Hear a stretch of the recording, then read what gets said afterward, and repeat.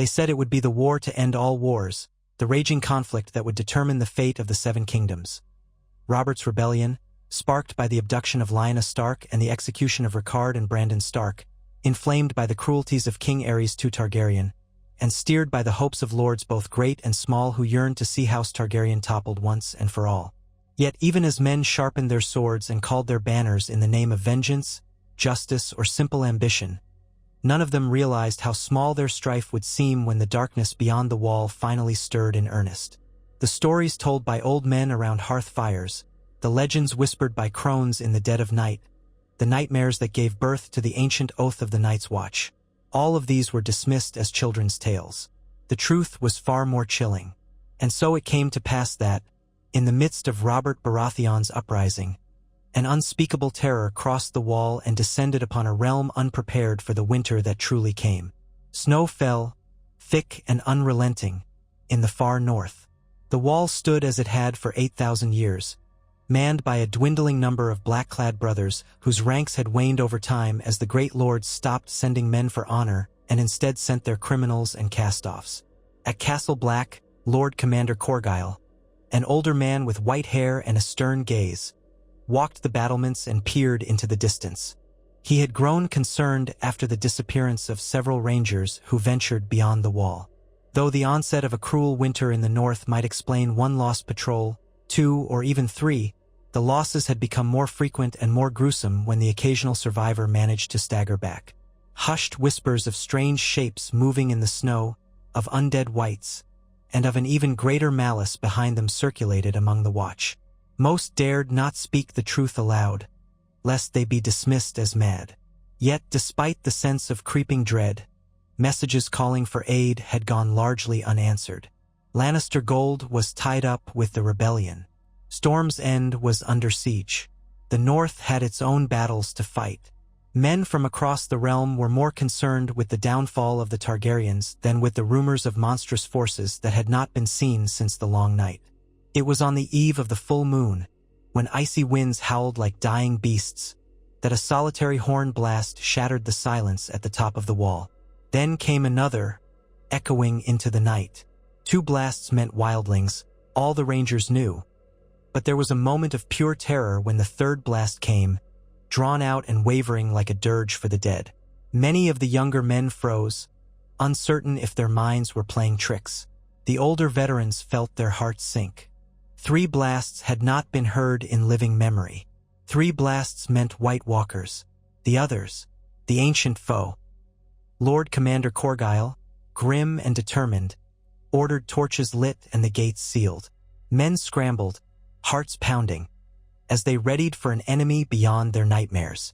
The first assault came without warning. White figures, tall and cold as death itself, wreathed in frost and wearing armor that shimmered with a pale light, were suddenly at the base of the wall. They did not climb as humans would. Instead, a crackling wave of ice and shadow seemed to move with them, reaching the battlements through small gaps, creeping like frost forming on glass. The brothers of the Night's Watch fired arrows. Some were set alight, others black as crow feathers. The others stepped through the hail of shafts as though the arrows were feathers caught on the wind.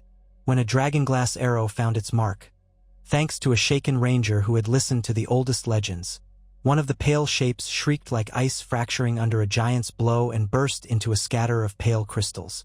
But the wraith-like horse it had ridden reared, eyes burning blue, a testament to the chilling truth that the others were no solitary phenomenon. There were many of them, and they commanded both the undead and the unnatural cold. At first, the Watch fought bravely. A few discovered that Valyrian steel could slay these creatures, and some used dragonglass daggers long hidden in the vaults of Castle Black. But the men were too few, and the enemy was beyond counting. Snowdrifts stirred with corpses that should have been frozen stiff, but rose instead and attacked their own brothers. Men who had died decades ago in lonely outposts beyond the wall shambled forth with ice-blue eyes. Even in that first night, the carnage was unimaginable. Lords Commander often are made of stern stuff, but Corgyle's bravery was no match for the tide sweeping in from the endless expanse of white. They had to send ravens, more ravens than any man in black had ever loosed at once. Their desperate plea for help soared toward the rest of Westeros, bearing one terrible message.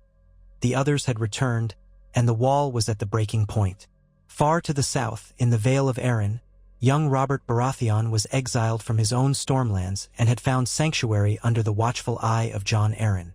The rebellious Storm Lord, broad of chest and mighty of hammer, was consolidating his forces for the battles that would soon mark history's pages. He was not one to tremble at the mention of an ancient threat. In truth, Robert read the old tales the way he might read about children's fables. Most men did. Even as rumors circulated from the north, vague, frightening messages about horrors in the snow, Robert's mind was consumed with the righteous fury he felt toward House Targaryen. Lyanna Stark was gone. Rhaegar Targaryen had taken her, and then there was that travesty of a trial for Brandon Stark. All that had stoked the fires of rebellion. Let others talk of ghosts in the woods. Robert Baratheon had a war to fight. However, Eddard Stark, Lord of Winterfell, was not so quick to dismiss the news from the wall. For the Starks, the words "winter is coming" were more than a motto. They were a warning woven into the blood of their house for generations uncounted. Ned Stark's heart was heavy with grief at the loss of his father and brother, yet his sense of duty remained. If the Night's Watch was sounding the horn for the others, it could not be so easily ignored. While bending over a map of the north, Ned wondered if the men of Winterfell could hold against the Targaryens and still send reinforcements to the wall. Stannis Baratheon had besieged Storm's End. Tywin Lannister hovered in the west, and the rebellion needed every sword. Yet the shrill call from the wall grew more urgent each day. The winter storms moved faster than ravens, and the day came when Ned Stark urged Robert to consider dispatching aid.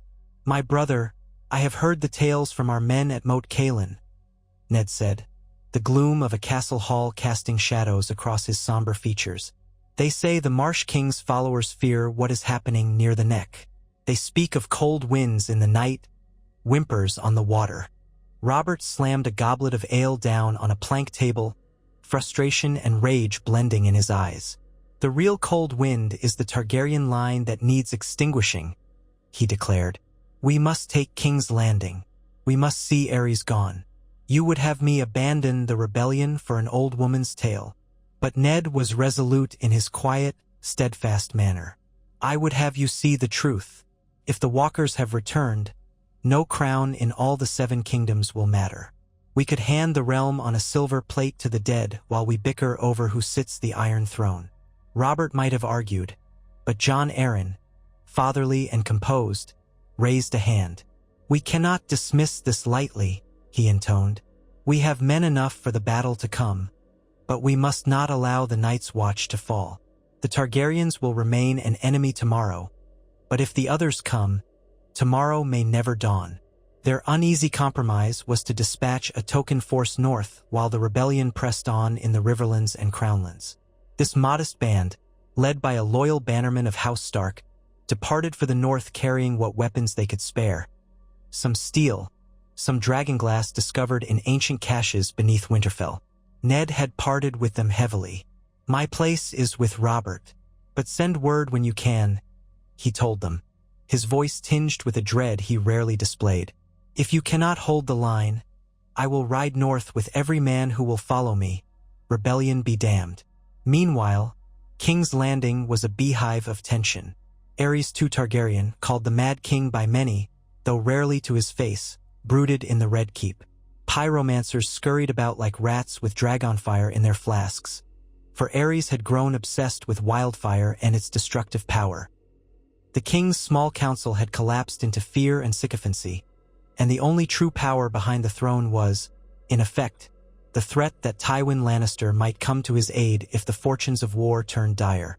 Still, the rumored alliance with the Martells and the memory of Rhaegar Targaryen's victories in the south buoyed the morale of the Targaryen loyalists. That is, until the ravens came bearing black seals and dire warnings. The White Walkers had returned. The greatest threat known to the realms of men was no longer a ghost story from the Age of Heroes. It was here, and it was moving south. Aerys read the messages aloud in the Red Keep, cackling with paranoia. "White Walkers, do they think me a fool? This is Robert Baratheon's ruse, some northern fairy tale to distract me. My father burned those traitors at Summerhall. There were always traitors in the north. Always. They want me to yield my armies from the field and send them to the wall, so that Robert can knock at our gates unchallenged." He grew red in the face, spittle flying, while lords in the chamber exchanged worried glances. Grand Maester Pycelle, wringing his hands, tried to calm the king. But none could quell Aerys's mania. The Mad King believed the entire realm was conspiring against him, and no talk of frosty demons from beyond the wall would change his obsession. Yet in the midst of Aerys's madness, there was one voice that insisted they could not ignore the possibility. Prince Rhaegar Targaryen, a man of haunting mien and rumored prophecy, had read the old texts. He knew the legends of Azor Ahai, of the prince that was promised, of the Long Night. Though half the realm held him accountable for Lyanna Stark's disappearance, Rhaegar never meant to ignite such a fury of hatred. He believed in a destiny that would unite the realm. And upon hearing the news from the wall, his heart was seized with both terror and anticipation. If the others had indeed returned, this was the hour. All the singing and harp playing in his youth, all the dreams that plagued him, pointed toward a great battle in the snow. He needed to see it for himself. He needed to know if prophecy was unfolding in front of their very eyes. While the king ranted, Rhaegar conferred quietly with Ser Barristan Selmy and those of his guard still loyal to him. "We must glean the truth," he said in a hushed voice. "If the Night's Watch is not lying, then every man in Westeros is doomed unless we unite." Rhaegar found no easy answers in King's Landing. The Lannisters had not yet openly declared for the crown, and with Aerys's suspicion of Tywin growing daily, the city was a tinderbox. At last, risking his father's wrath, the prince made a decision. He would ride north with a small retinue of his best knights to see what was happening near the wall. Barristan advised caution, but Rhaegar's conviction was strong. He believed that if he could bring back proof of this threat, even the lords of Westeros hungry for Targaryen blood might be swayed to unify, at least for a time, to face the greater danger. Fate has a twisted sense of humor. As Prince Rhaegar was secretly preparing to leave King's Landing, Robert Baratheon led his main strength closer to the capital. The Battle of the Trident had yet to be fought in this altered timeline. Rhaegar had not faced Robert's warhammer upon the Ruby Ford. The lines were still being drawn, and House Stark, House Tully, and House Arryn were all arrayed behind Robert, while House Tyrell and House Martell gave cautious support to the Targaryens. Though Dorne seethed with personal bitterness at the deaths of Elia Martell's children that had not yet happened in this changed course, but was widely feared if the city fell. The lines of allegiance were complicated by ancient grudges, fresh slights, and the ambitions of House Lannister, which hovered on the edge, waiting to see which side would prove more advantageous. It was in this swirl of political chaos that Rhaegar slipped out of the city under cover of darkness, disguised in a plainer cloak, accompanied by Ser Barristan Selmy, Ser Jonathan Darry, and a handful of other loyalists. They traveled by less trodden roads, mindful of rebel patrols. Perhaps it was the will of the gods or simply a twist of chance that Ned Stark himself, riding with a small vanguard south of the Neck, encountered a group of travelers late one evening who were fending off a pack of roving Sellswords turned brigands. By starlight and the flickering glow of torches, Ned recognized the silver hair of Rhaegar Targaryen as he fought, sword in hand, with a skill befitting a prince. Stark men, weary but still honorable, intervened to drive away the brigands. An uneasy standoff followed. Ned's men bristled at the sight of Rhaegar Targaryen, believing him the instigator of the conflict that took Brandon and Ricard's lives. Ser Barristan, proud and unyielding, placed himself at Rhaegar's side. Ned might have given the word to strike them down, avenging his family in that very moment. But as torches flared, Ned saw something in Rhaegar's eyes, not the arrogance or malice of a conqueror, but a haunted desperation. Rhaegar lifted a palm in peace. "Lord Stark," he said, voice low but filled with sincerity, "I beg a moment's respite to speak. I am not here to wage war on you this night. I ride north because I have reason to believe the wall is threatened by an enemy beyond imagining. If you must slay me, then so be it, But at least let me pass my message first." Ned's jaw tightened. Images of his brother and father dying in agony under Aerys' cruelty flickered in his mind. Could he truly let this man pass unscathed? But he recalled the old words of House Stark. Winter is coming. He remembered the dire ravens from the wall. And though no forgiveness blossomed in his heart, he recognized that the realm might need every sword if the legends proved real. "Speak," said Ned. "I will hear you." Rhaegar told him about the rumors from the north, about ravens arriving in King's Landing, about the fear that had begun to swirl among those who still believed in the old stories. He spoke of his own convictions, of the possibility that the others had indeed returned. And though Ned had no reason to trust a Targaryen, something in Rhaegar's tone, earnest, desperate, aligned with the dread that had been growing in Ned's own heart. "My father will not see reason," Rhaegar admitted. "The realm is too consumed by the fires of rebellion. I fear that unless I bring back some proof, something that the lords and small folk alike cannot dismiss, we will go on killing each other while an even deadlier foe marches south." Barristan Selmy, though fiercely loyal to the Targaryen cause, quietly added, "Lord Stark, thousands of men on both sides will die in this war. But if the others truly come, who will stand? We must know." Ned took a long moment to decide. His men murmured angrily about letting Rhaegar go, but Ned recalled that once upon a time, Rhaegar was said to have sung gentle songs, was rumored to be a different kind of Targaryen, one who might even have overthrown Aerys himself if events had broken differently. "Go north," Ned finally said, teeth clenched. "But know this, if it is a trick, if you ride to summon some foreign army, or if your father's men use this time to strike at us unawares, we will repay this with blood tenfold." Rhaegar bowed his head. "I understand," he said. "I thank you for your mercy, my lord." Then Ned Stark, with the weight of duty crushing his soul, allowed the Targaryen prince to pass. Days later, Rhaegar reached Moat Cailin, the marshy fortress guarding the entrance to the north. The men of the Night's Watch stationed there, desperate for any help, showed him the Raven's messages. The news was worse than he had feared. The Watch was under siege by an army of whites and others. The dead rose in their hundreds, and the cold was so bitter that men's steel shattered like glass. Rhaegar pressed onward, riding with a grim determination. If this was the threat he suspected, words might not be enough to unite the realm. He needed to see it, to face it, and, if prophecy held true, to fight it. As Rhaegar and his party pushed further north, the sky darkened and seemed perpetually bruised by gray clouds. Snowdrifts grew higher than a horse's back. Occasionally, they came across small villages in the Gift, where the small folk cowered behind barred doors. They told tales of unnatural cold and reanimated corpses that stalked the forest by night. Rhaegar's face hardened with every account. Soon they reached Castle Black, or what was left of it. The stronghold was battered. Portions of the gate were smashed, its defenders huddled around makeshift barricades. Smoke from funeral pyres hung thick in the air, because burning the dead was the only way to prevent them from rising. Rhaegar dismounted slowly, the stench of decay and fear assaulting his senses. Lord Commander Corgyle, wounded and exhausted, greeted him with a mixture of disbelief and relief. "A prince of the Targaryens, come to our aid?" he managed, leaning on a black brother's arm. "We'll take any swords we can get." Barristan Selmy looked upon the scene with horror.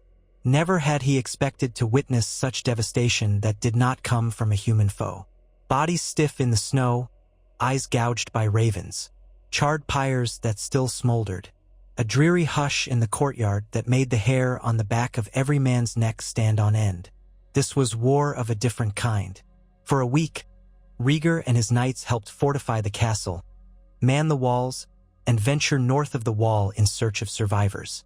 On one such expedition at dusk, they came face to face with a group of others advancing through the haunted forest. The creatures were silent and swift, their eyes glowing like ice-blue embers. Rhaegar had heard the legends but never dreamed how terrible they would be in the flesh, or what passed for flesh. The others were tall, gaunt, and strangely graceful, their weapons made of an otherworldly ice that could shatter steel. When Rhaegar's sword connected with the weapon of one of these beings, the steel blade cracked as though it were brittle.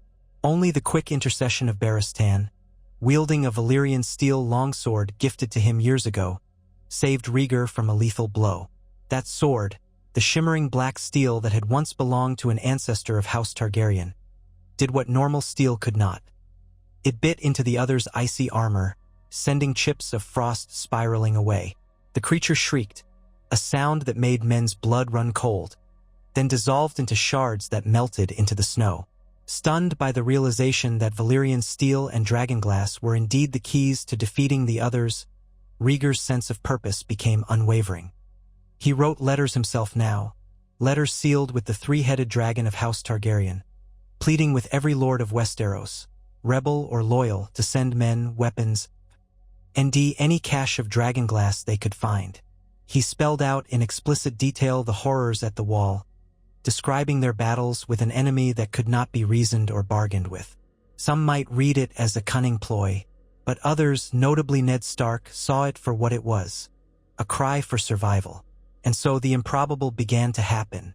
Lord Stark, though allied with Robert Baratheon, used ravens of his own to urge the great houses to pause their war and face the true threat. Jon Arryn, a prudent man, listened. Hoster Tully, who had lost many men in the early skirmishes, was uncertain but bent his ear to Ned's counsel. Even Robert, who hated Targaryens with a passion, found himself torn when faced with fresh letters from the Night's Watch and Lord Commander Corgyle, corroborating Rhaegar's message. Could the silver-haired dragon spawn be telling the truth, Ned? He growled in a council tent. Ned nodded solemnly. There is no profit in lying about this. Our scouts from the Neck have reported unnaturally cold winds at night, and I have spoken to men who swear they saw their dead friends rise. We cannot ignore this, Robert. The North is in peril. It was not an easy decision, but gradually the pieces moved on the board. Robert consented to rally some of his host northward. Not all, for the Targaryens still held the capital and the Tyrells threatened the Reach. But enough men to make a real difference. Stannis Baratheon, stoic as ever, was left to maintain a siege around Storm's End, ensuring that Mace Tyrell could not sweep north unopposed. Jon Arryn and Hoster Tully also contributed forces, though they held back a portion to protect their lands from any opportunistic moves by House Lannister. The realm, though deeply fractured, was beginning to heed the call. Whispers reached the Red Keep of a partial truce being brokered by Rhaegar from Castle Black, a halt of hostilities so that the living could unite against the dead. King Aerys raged, calling Rhaegar a traitor conspiring with the rebels, but the king's outbursts fell on ears increasingly weary of madness. Ser Jaime Lannister, still in the Kingsguard, found the king's rants intolerable and told his father Tywin, through discreet channels, that the situation in King's Landing was untenable. Tywin, ever the pragmatist, sensed opportunity. In the north, as the days passed, the threat worsened. The White Walkers had found or created a monstrous being at their head, an entity who radiated an aura of cruel intelligence that suggested a Night King of legend had indeed returned. The name trickled through the Black Brothers' fearful whispers. The Night King commands them, they would say in hushed tones by the fires. He's leading them south with an army of whites that grows every time men fall. Ned Stark arrived at Castle Black with a fresh host of Northerners, Karstarks, Umbers, Mormonts, Glovers, and a smattering of knights from the Vale under Lord Royce. They formed an uneasy alliance with Rhaegar and the Night's Watch, shoring up the defenses. But it was plain to see they would need more help still.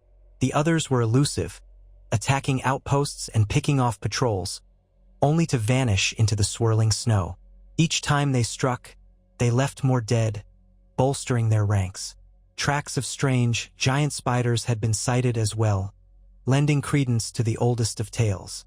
Some watchers on the wall at night reported glimpses of an immense figure, perhaps a White Walker of monstrous stature, or perhaps something else entirely, silhouetted against the moonlight, scanning the battlements as though measuring the defenders' strength.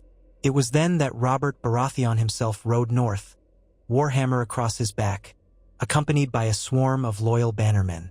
The cold bit at his cheeks, turning them red, but he was resolute. Having lost so much, his beloved Lyanna, his sense of certainty in the world. He now fixed his fury on the new foe. If there were indeed White Walkers, he would smash them as he had vowed to smash the Targaryens. Only, ironically, he now found himself standing in the same courtyard at Castle Black as Prince Rhaegar Targaryen, each man glaring with a mixture of mistrust and reluctant respect. The meeting was tense, fraught with years of bloodshed and betrayal, but the reality of the undead threat stood stark before them. "I never thought I'd see the day I shared a cause with you, Targaryen," Robert said coldly, fists clenched around the haft of his hammer. Rhaegar, equally tense, bowed his head. "These are desperate times, Lord Baratheon. Believe me, I take no pleasure in our forced alliance. But if we do not stand together, we will all fall. The dead do not care for crowns." Robert studied him a moment, the hatred tempered by the ghost of Lyanna's memory. "All right," he said with a sigh that was part anger, part resignation. "We fight the others. But when this is done, there will be a reckoning." Rhaegar inclined his head again. "As you say." Though distrust still ran deep, the combined might of the North and the rebellious lords, augmented by the small force of Targaryen loyalists who had rallied to Rhaegar's call, made a formidable presence at the wall. Dragonglass weapons were distributed to every soldier who would take one, albeit in limited quantity. Valyrian steel swords, always rare, were prized above all else. Lords rummaged in their vaults for ancestral blades. Ice for House Stark, Heartsbane for House Tarly, Longclaw from House Mormont. Even the Targaryens' ancestral blade, Blackfire, hidden away for years, was brought forth, though that storied sword's fate had been uncertain. Rumors abounded that it had been lost across the narrow sea, or that it was locked somewhere in the Red Keep. Regardless, the lords who possessed such swords now recognized their dire importance. And so it came to pass that an unlikely coalition formed. Baratheon and Stark forces, Vale Knights, Tully men, and Targaryen loyalists under Rhaegar's banner, all standing side by side in the frozen north, while the Knights watchmanned the ramparts and prepared for the biggest test in its ancient history. Jon Arryn, older and wise, helped negotiate a temporary ceasefire with a handful of Crownland's lords. All men who could march or ride were urged north. As for Tywin Lannister, he bided his time in the west. Ever cunning, he sent only a token force, claiming the strategic need to guard against Ironborn raids. But in truth, he was watching to see if the rumored threat proved real. The final push by the Night King's forces came just as the largest unified army to appear at the wall in 1,000 years was gathering. The storms that raged were beyond any normal winter squall. The sun seemed locked away behind perpetual gray. It became difficult to tell night from day. The horns sounded from atop the wall, 1, 2, and then 3 blasts that sent chills through every living man. This time, all knew what that third blast meant. They readied themselves behind ramparts, clustering in shield walls across the courtyard. Torches and braziers dotted the battlements, but the cold was so intense that the flames guttered. Even the warhorses stamped and snorted in panic. Robert, Ned, and Rhaegar each commanded their own sections of the defense, with other great lords spaced throughout. The plan was twofold. Hold the wall if possible, but prepare to withdraw if the gates were overwhelmed, funneling the undead into choke points. Archers with dragonglass-dipped arrows lined the heights, while a few men with wildfire casks waited to deliver the flame if absolutely necessary. Fear radiated off even the bravest knights, for the foe that came at them now was not just a handful of others in the night, but an army. The swirling blizzard parted like a veil, revealing row upon row of shambling wights, former wildlings, watch brothers, northern villagers, who knew how many thousands, marched together in silent, horrific unison. At intervals, tall shapes of others glided among them, their crystalline blades gleaming. And behind all, looming like a malignant king, was a figure taller than the rest, clad in shifting ice armor, radiating an aura of supernatural dread. No living man could look upon him without feeling the chill of the grave. A hush fell. Then Robert Baratheon let out a roar, raising his warhammer high. "Storms end," he bellowed. The northern lords echoed with their own cries. "Winterfell, for the watch!" The massed forces braced themselves as the undead horde surged forward. The clamor of steel and ice erupted across the battlefield. Dragonglass arrows streaked through the air, finding purchase in rotting flesh and the pale hides of the others. Some wights collapsed, inert once more, but many kept coming. The others advanced, weaving through the ranks of corpses. Whenever another met a living warrior with regular steel, that steel shattered like thin crystal, leaving men nearly defenseless unless they had dragonglass or Valyrian steel. Rhaegar rode among his men, urging them forward, brandishing a steel-tipped lance only to watch it split when struck by an icy blade. He tossed it aside, drawing the Valyrian steel sword at his hip. "Stand fast," he cried. "Stand together." Ned Stark, with ice in his hands, proved as stalwart as the ancient kings of winter. He cut down wights with measured blows, the blade cleaving through frozen limbs. His heart thundered in his chest each time he glimpsed an other drifting near, an embodiment of every cautionary tale he had been told as a child. Next to Ned, a Vale Knight was struck by an other's frosty blade, and the man's armor screeched as though being rent by something impossibly sharp, leaving a fatal, chilling wound that instantly froze the flesh. Ned stepped in to block the next blow, his Valyrian steel slicing clean through the other's arm. The creature disintegrated in a swirl of frosty shards, screeching its death knell into the storm. Robert, on foot after his horse panicked, was a sight to behold, hammer crushing skulls of wights and smashing them aside like rag dolls. Yet each time he encountered another, he found his steel hammer fracturing from the cold, forcing him to discard damaged weapons and seize whatever he could find. More than once, he had to be saved by a dragonglass-tipped spear thrust by one of his bannermen. The unstoppable warlord found himself cursing. "Seven hells! We need more of those damned black daggers." But with the lines so close, archers could do little. Bodies piled high, forming walls of corpses. The snow turned red with blood, some of it refusing to freeze, perhaps from the heat of the living or the unholy chill of the other's presence. All the while, the Night King stood back, as if surveying the carnage. His eyes glowed with a malevolent intelligence.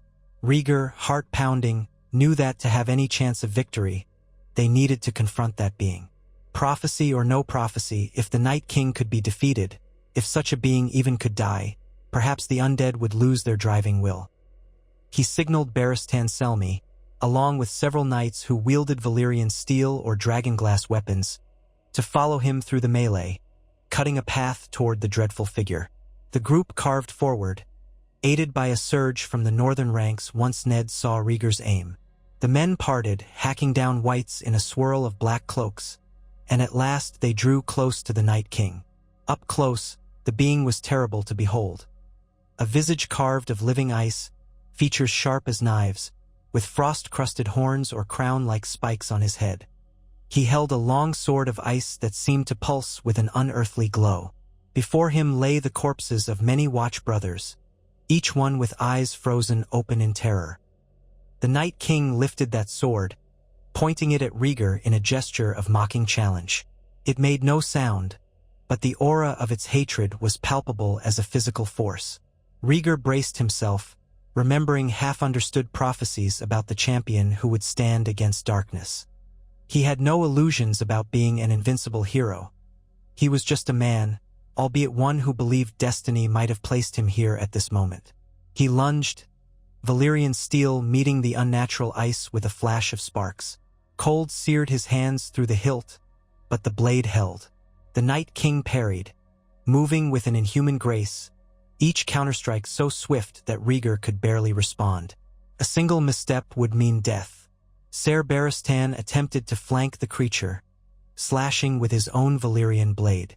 The Night King moved in a blur, as though time itself flowed differently around it, and Barristan's blow glanced off an icy pauldron. Another knight thrust a dragonglass spear at the Night King's back, but the entity, as if sensing the assault, twisted aside, caught the spear with one hand, and froze it solid before it shattered. In a single sweeping slash, it disemboweled the knight, who collapsed in a silent scream. The Night King's sword, unstoppable, left a trail of freezing mist where it passed. Courageous men found themselves trembling, but Robert, seeing Rhaegar engaged in this lethal duel, pushed through the throng, ignoring the cold that tore at his lungs. With a bloodied warhammer that had lost half its spikes, he roared a battle cry and swung at the Night King's side. The ice sword whipped around to meet the hammer, and Robert's hammer cracked.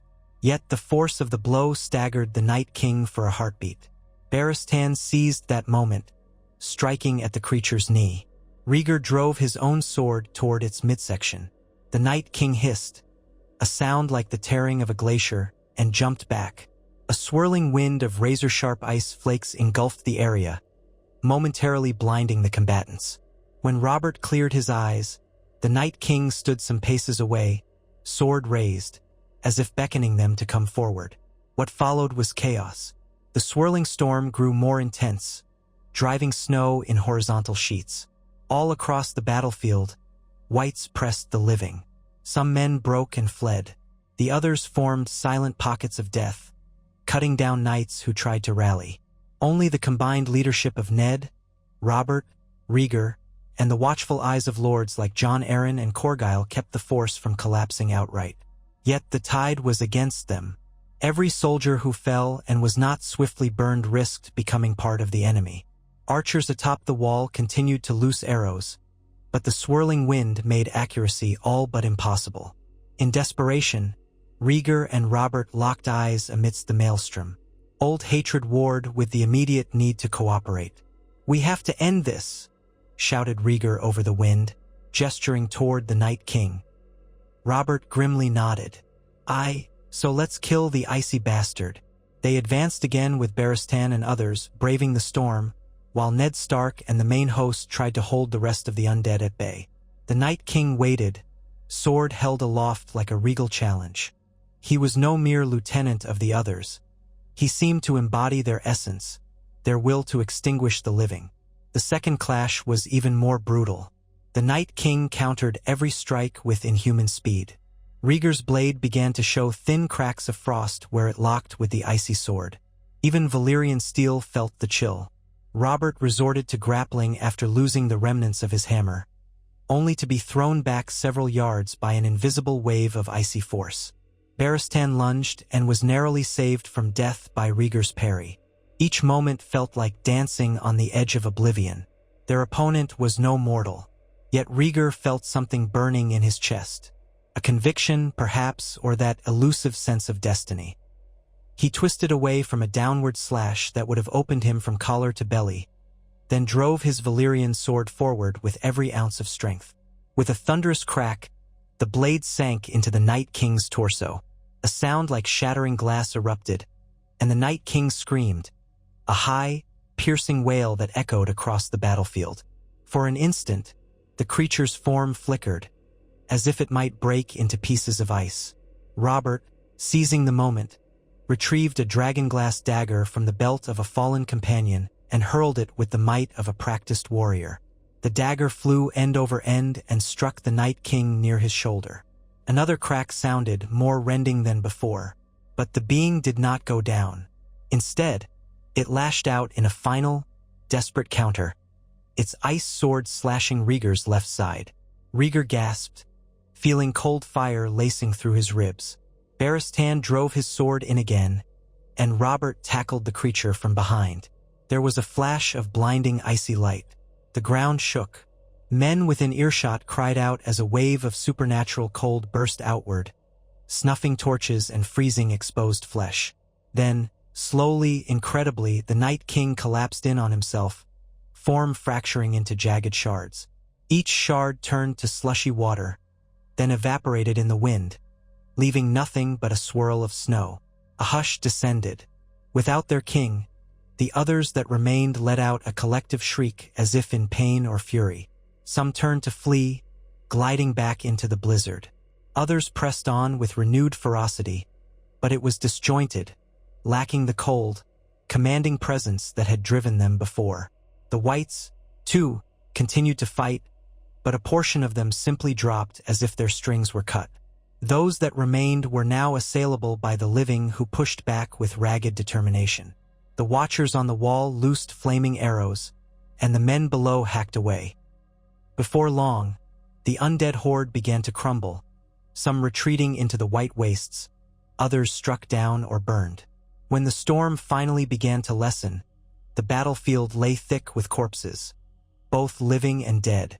Great heaps of bodies, limbs twisted in frozen anguish, ringed the courtyard and the killing fields beyond. The wall was dotted with black silhouettes of the Night's Watch and the battered survivors.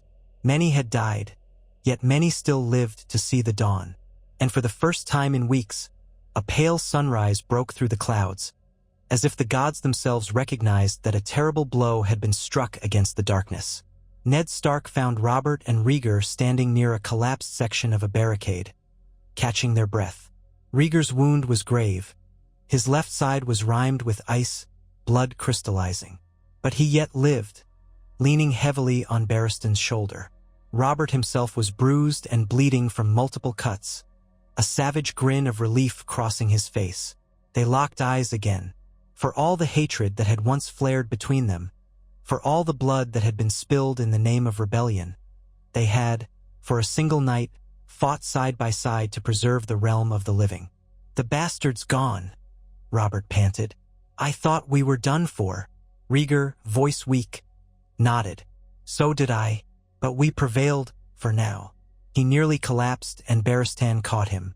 Ned looked on, an unreadable expression on his face, torn between justice for his slain kin and gratitude that the realm had been saved from an unspeakable foe. In the aftermath, the survivors set about burning the dead to ensure none would rise again. The Watch, reduced in number but still upright, took charge of clearing the grounds. Many wildling bodies were found among the whites, a grim testament to how indiscriminately the others had swelled their ranks. Maesters who had come north busied themselves tending to the wounded, Rhaegar among them. The prince hovered near death for a time, feverish from the supernatural chill of the Night King's blade. Some whispered that the cold was cursed, that if left unchecked, it would turn him into a white. But his robust institution and the skilled ministrations of the maesters, along with a certain red priest who appeared from the east, drawn by rumors of a savior in the north, prevented that grisly fate. The crisis spurred a ceasefire across much of the realm. Even King Aerys, upon receiving news of the battle and the eyewitness accounts of revered lords, began to sense that his mania about traitors and conspiracies rang hollow in the face of a real apocalypse. He was not well in mind. Few expected him to remain on the throne without challenge. But for the moment, the Targaryen loyalists did not press the war.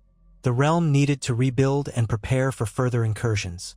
For though the Night King was destroyed, some others had fled into the far north. The threat was not fully ended, merely stalled or diminished. If they returned in greater force, Westeros must be ready. And so a great council was convened near Moat Cailin. Once the lords of every kingdom could be gathered. Robert Baratheon, Ned Stark, Jon Arryn, and Hoster Tully represented the rebels. Prince Rhaegar represented his faction, for King Aerys was deemed too unstable to attend. The Tyrells, through Mace Tyrell, also sent a delegation, as did the Martells of Dorne, with Prince Doran making the long journey. Even Kevan Lannister arrived, though Tywin himself was conspicuously absent. They all recognized that the war had changed irrevocably. Where once it was about overthrowing a mad king or preserving a dynasty, now it was about forging an alliance strong enough to deter the others from returning. The resulting negotiations were fraught with tension. Some demanded King Aerys abdicate at once. Others insisted that Prince Rhaegar's rumored marriage to Lyanna Stark was part of what had sparked the rebellion, and that it must be resolved, the matter of succession clarified. House Martell, mindful of Elia Martell, demanded justice if Rhaegar had spurned her. Old wounds flared, yet overshadowing it all was the knowledge that they had seen death incarnate. The realm needed unity at least for a while or risk the entire species falling. In these debates, Ned Stark was uncharacteristically forceful. The others, he reminded everyone, remain a threat. The Night's Watch must be rebuilt, reinforced. The realm must be ready for a next time. If we bicker and fail to address this danger, he said, voice echoing in the torchlit hall, our children will curse our names. Robert, less diplomatic, agreed wholeheartedly. We should jam every bastard who's rotting in a dungeon into the black cloaks if we must, but the wall must be strong. Prince Rhaegar, still pale from his wound but able to speak, solemnly stated that the Targaryen monarchy must accept responsibility for ignoring the Watch's calls. My father's madness blinded him to the true threat. Let there be no question. If the others return, we must stand as one. Some who disliked Rhaegar for personal or political reasons found themselves agreeing nonetheless. The alliance forged in blood and ice could not be undone lightly. Ultimately, the Great Council made a series of decisions. King Aerys, deemed too far gone in mind, would abdicate in favor of Prince Rhaegar. Queen Elia Martell would remain at his side, her rights recognized. The matter of Lyanna Stark and her rumored relationship with Rhaegar was discreetly set aside, for the knowledge that a child might have been conceived lingered in the background. Out of respect for the alliances formed, House Martell insisted that any child of Lyanna's would not supplant Elia's children in succession. Rhaegar, for his part, pledged to uphold the new unity. Many among the rebels recognized that the realm could not endure further civil war without opening the door to another assault by the others. Robert Baratheon seethed at the idea of letting a Targaryen remain on the throne, but he had seen the living dead, fought them, and nearly died. Even his hatred for Rhaegar could not overshadow the necessity of a stable, united Westeros, at least for the time being. Perhaps, in a corner of his heart, he understood that the greatest fight was not for a crown but for survival. Ned Stark, bound by duty and a sense of the greater good, convinced Robert to accept the outcome.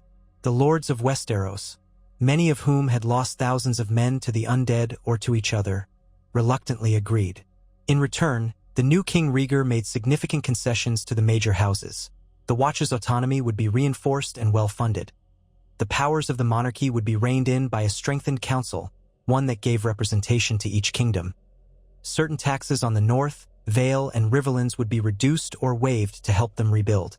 Also, the monstrous legacy of Aerys, including his tortures and executions, would be repudiated formally. The realm found itself in a new era, a tenuous peace overshadowed by the memory of horrors that had loomed over the living. It was a strange sight when Rhaegar Targaryen was crowned king in the lightly falling snow outside Moat Cailin, with Robert Baratheon and Eddard Stark standing by. The Watchers included knights from all corners of the realm, black brothers in solemn ranks, and a scattering of small folk who had come to witness a rare moment of unity. Rhaegar's hair, once lustrous silver, was streaked with lines of white from his near-fatal injury. Some said it made him look older, or perhaps it was a sign of the toll that the struggle had exacted. When the new king spoke, his voice carried sorrow as well as resolve. We stand together now because we know what awaits us if we stand apart. The long night came before, and it can come again. House Targaryen was forged in fire, but I tell you, my friends, the next age may be decided by ice. Let us never forget the day we fought side by side at the wall. Let that memory guide us as we rebuild a realm worthy of the living. Such lofty words did not erase all animosities, nor did they wipe away the personal losses suffered by so many. The Riverlands still smoldered from battles. The West had not fully committed to any cause, and Dorne remained wary. Yet for the moment, an uneasy truce settled on Westeros. Over the following months, large shipments of dragonglass were sent to the Wall, mined from Dragonstone and other locations rumored to hold obsidian deposits. Blacksmiths across the land studied techniques to rework Valyrian steel, though few had the skill. The Night's Watch, swelled by new recruits, some criminals, yes, but also volunteers who had been stirred by tales of heroism at the Wall, began fortifying all 19 castles along the ice barrier.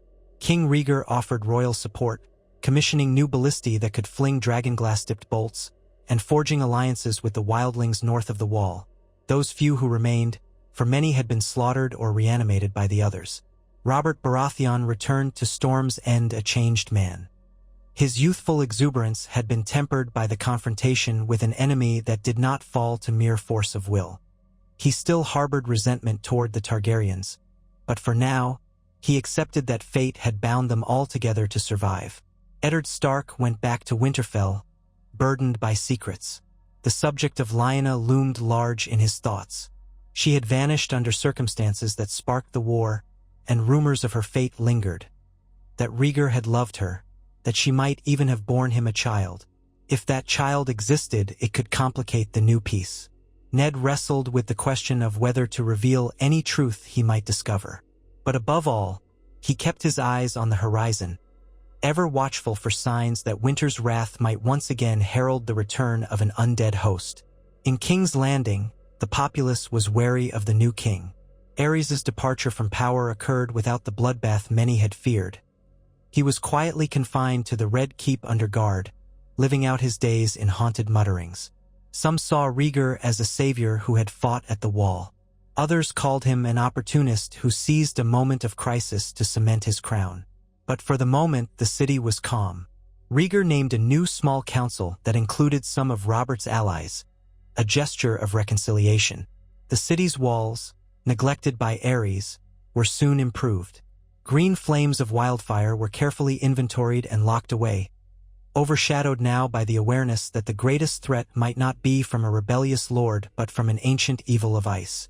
The faith of the Seven, whose septons preached about the heroic stand at the wall, found new relevance. The Red Priests, newly arrived from the east, whispered that the Great Other had been faced, but not vanquished forever. Some months later, one final gathering took place at Winterfell. There, King Rhaegar, recovered from his wounds but still bearing a scar of pale flesh on his side, met with Ned Stark and Robert Baratheon to finalize a treaty of cooperation. Over a solemn feast in the Great Hall, the ghosts of the past lingered. Brandon Stark's absence, Rickard's death, and the memory of the cruel acts that had ignited the rebellion overshadowed the meeting. Yet they all understood that the new shape of the realm depended on mutual forbearance. If men fell again into civil war, the others could simply wait for the next deep winter to descend. The cost next time might be immeasurable. They ate together in near silence, until at last Ned rose to propose a toast. To those who gave their lives at the wall and beyond, may their sacrifice remind us that the living must stand as one. Winter is coming, and I pray we shall be ready. Robert lifted his cup, eyes flicking around the hall. I don't like you, Targaryen, he said bluntly, drawing a tense hush from the crowd. But you fought at my side against a foe that would see us all dead. For that, you have my respect. Rhaegar met his gaze. I accept it with humility, Lord Baratheon, and you have mine. The living endured, because together we are stronger than the darkness. In the years that followed, Westeros found a fragile peace. Threats persisted, crown politics, border disputes, the ambitions of men, but overshadowing them was the memory of that terrible winter and the near-apocalyptic battle that had forced the realm to unite.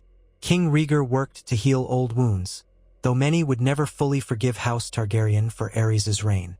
Robert kept a vigilant watch from Storm's End. Ned Stark quietly oversaw the north, ensuring the Night's Watch was never again neglected. The others lingered in the furthest recesses of legend, but legend now had living witnesses who had faced them on the field, proof that they were real and the danger had merely receded, not vanished. In this new reality, the War of the Usurper, as it would have been called, turned into the War for the Dawn's Reprieve, a conflict that tested the very foundations of the Seven Kingdoms' unity. Where once the houses might have fought each other unto total ruin, they were brought together early by the chilling hand of an ancient foe. The cost was staggering. Thousands of warriors lay buried in northern snow. Lords lost heirs, houses were extinguished, and entire villages destroyed. Yet for all the sorrow, the living still drew breath, day still broke, and the realms of men survived. A precarious hope settled over Westeros, bound by the knowledge that they had looked into the face of oblivion and, for a time, turned it back. Even so, the question ever lingered in quiet corners of the realm. Had the Night King truly been destroyed, or merely banished? The final scattering of the others suggested they might rebuild their power in the forgotten corners of the lands of always winter. The Maesters debated whether the cyclical nature of the long night might ensure another confrontation in a future generation. The Red Priests spoke of Azor Ahai, reborn or yet to be reborn, tying Rhaegar's deeds to prophecy. Some stories claimed that when Rhaegar drove his sword into the Night King, The blade glowed for an instant with red light, though none could be certain amid the swirling snows. For the moment, however, none dared speak too loudly of future dooms, choosing instead to take solace in the relative peace of the present. Within the walls' restored ramparts, Black brothers told the tale of the day men overcame the darkness. They spoke of lords and knights who laid aside enmity for a greater cause, of dire battles and heartbreak, of the frozen eyes of the Night King glaring hatred into the world one final time. And they told of a realm that, for all its flaws and divisions, managed to stand united before the onslaught of the dead. That, they insisted, was the true victory. Not a single man's glory, not a house's triumph, but the collective stand of the living against the greatest threat in history. In the quiet nights to come, while ravens slept and winter's chill still nipped at the edges of the north, the men of the watch would look at the starry sky above and remember the sacrifice shared by highborn and low, by Targaryen and Stark, by rebel and loyalist alike, in that fateful winter that arrived all too soon. Beyond the gift, in the haunted forest, rumors persisted of strange lights flickering in the deepest glens, half-seen shapes that might be stray wights or specters of a dying power. Small groups of rangers, newly equipped with obsidian-bladed arms, ventured forth to ensure the others did not regroup. Some never returned, but many did, reporting eerie silences and an unnatural chill that lingered in pockets of the land, as if the memory of the undead could not be fully wiped away. Still, the ravens carried fewer pleas for aid. The darkest threat had receded, allowing men to turn once more to the complexities of politics and rebuilding. Such is the way of humankind. Memory fades, caution wanes, and the old grudges resurface. Yet a seed of unity had been planted in those days when King Rhaegar, Lord Robert, and Lord Stark stood side by side, swords drawn against a primal foe. For some, the peace that followed was a golden opportunity to shape a better Westeros. To the shock of many, Rhaegar opened formal negotiations with the wildlings, granting some of them the right to settle certain northern lands in exchange for fealty to the crown. The suggestion caused uproar among traditionalists, but Ned Stark, remembering the role the wildlings played, and how they, too, had been victims, supported measured integration. Jon Arryn, forging alliances between the Vale and the Crown, helped pass new edicts that reorganized the realm's mustering protocols in case of another northern threat. The Vale's knights, so crucial in the battle, had gained a new sense of purpose. Meanwhile, House Tully turned its attention to rebuilding the Riverlands, the breadbasket of Westeros, ravaged by fighting and forced levies.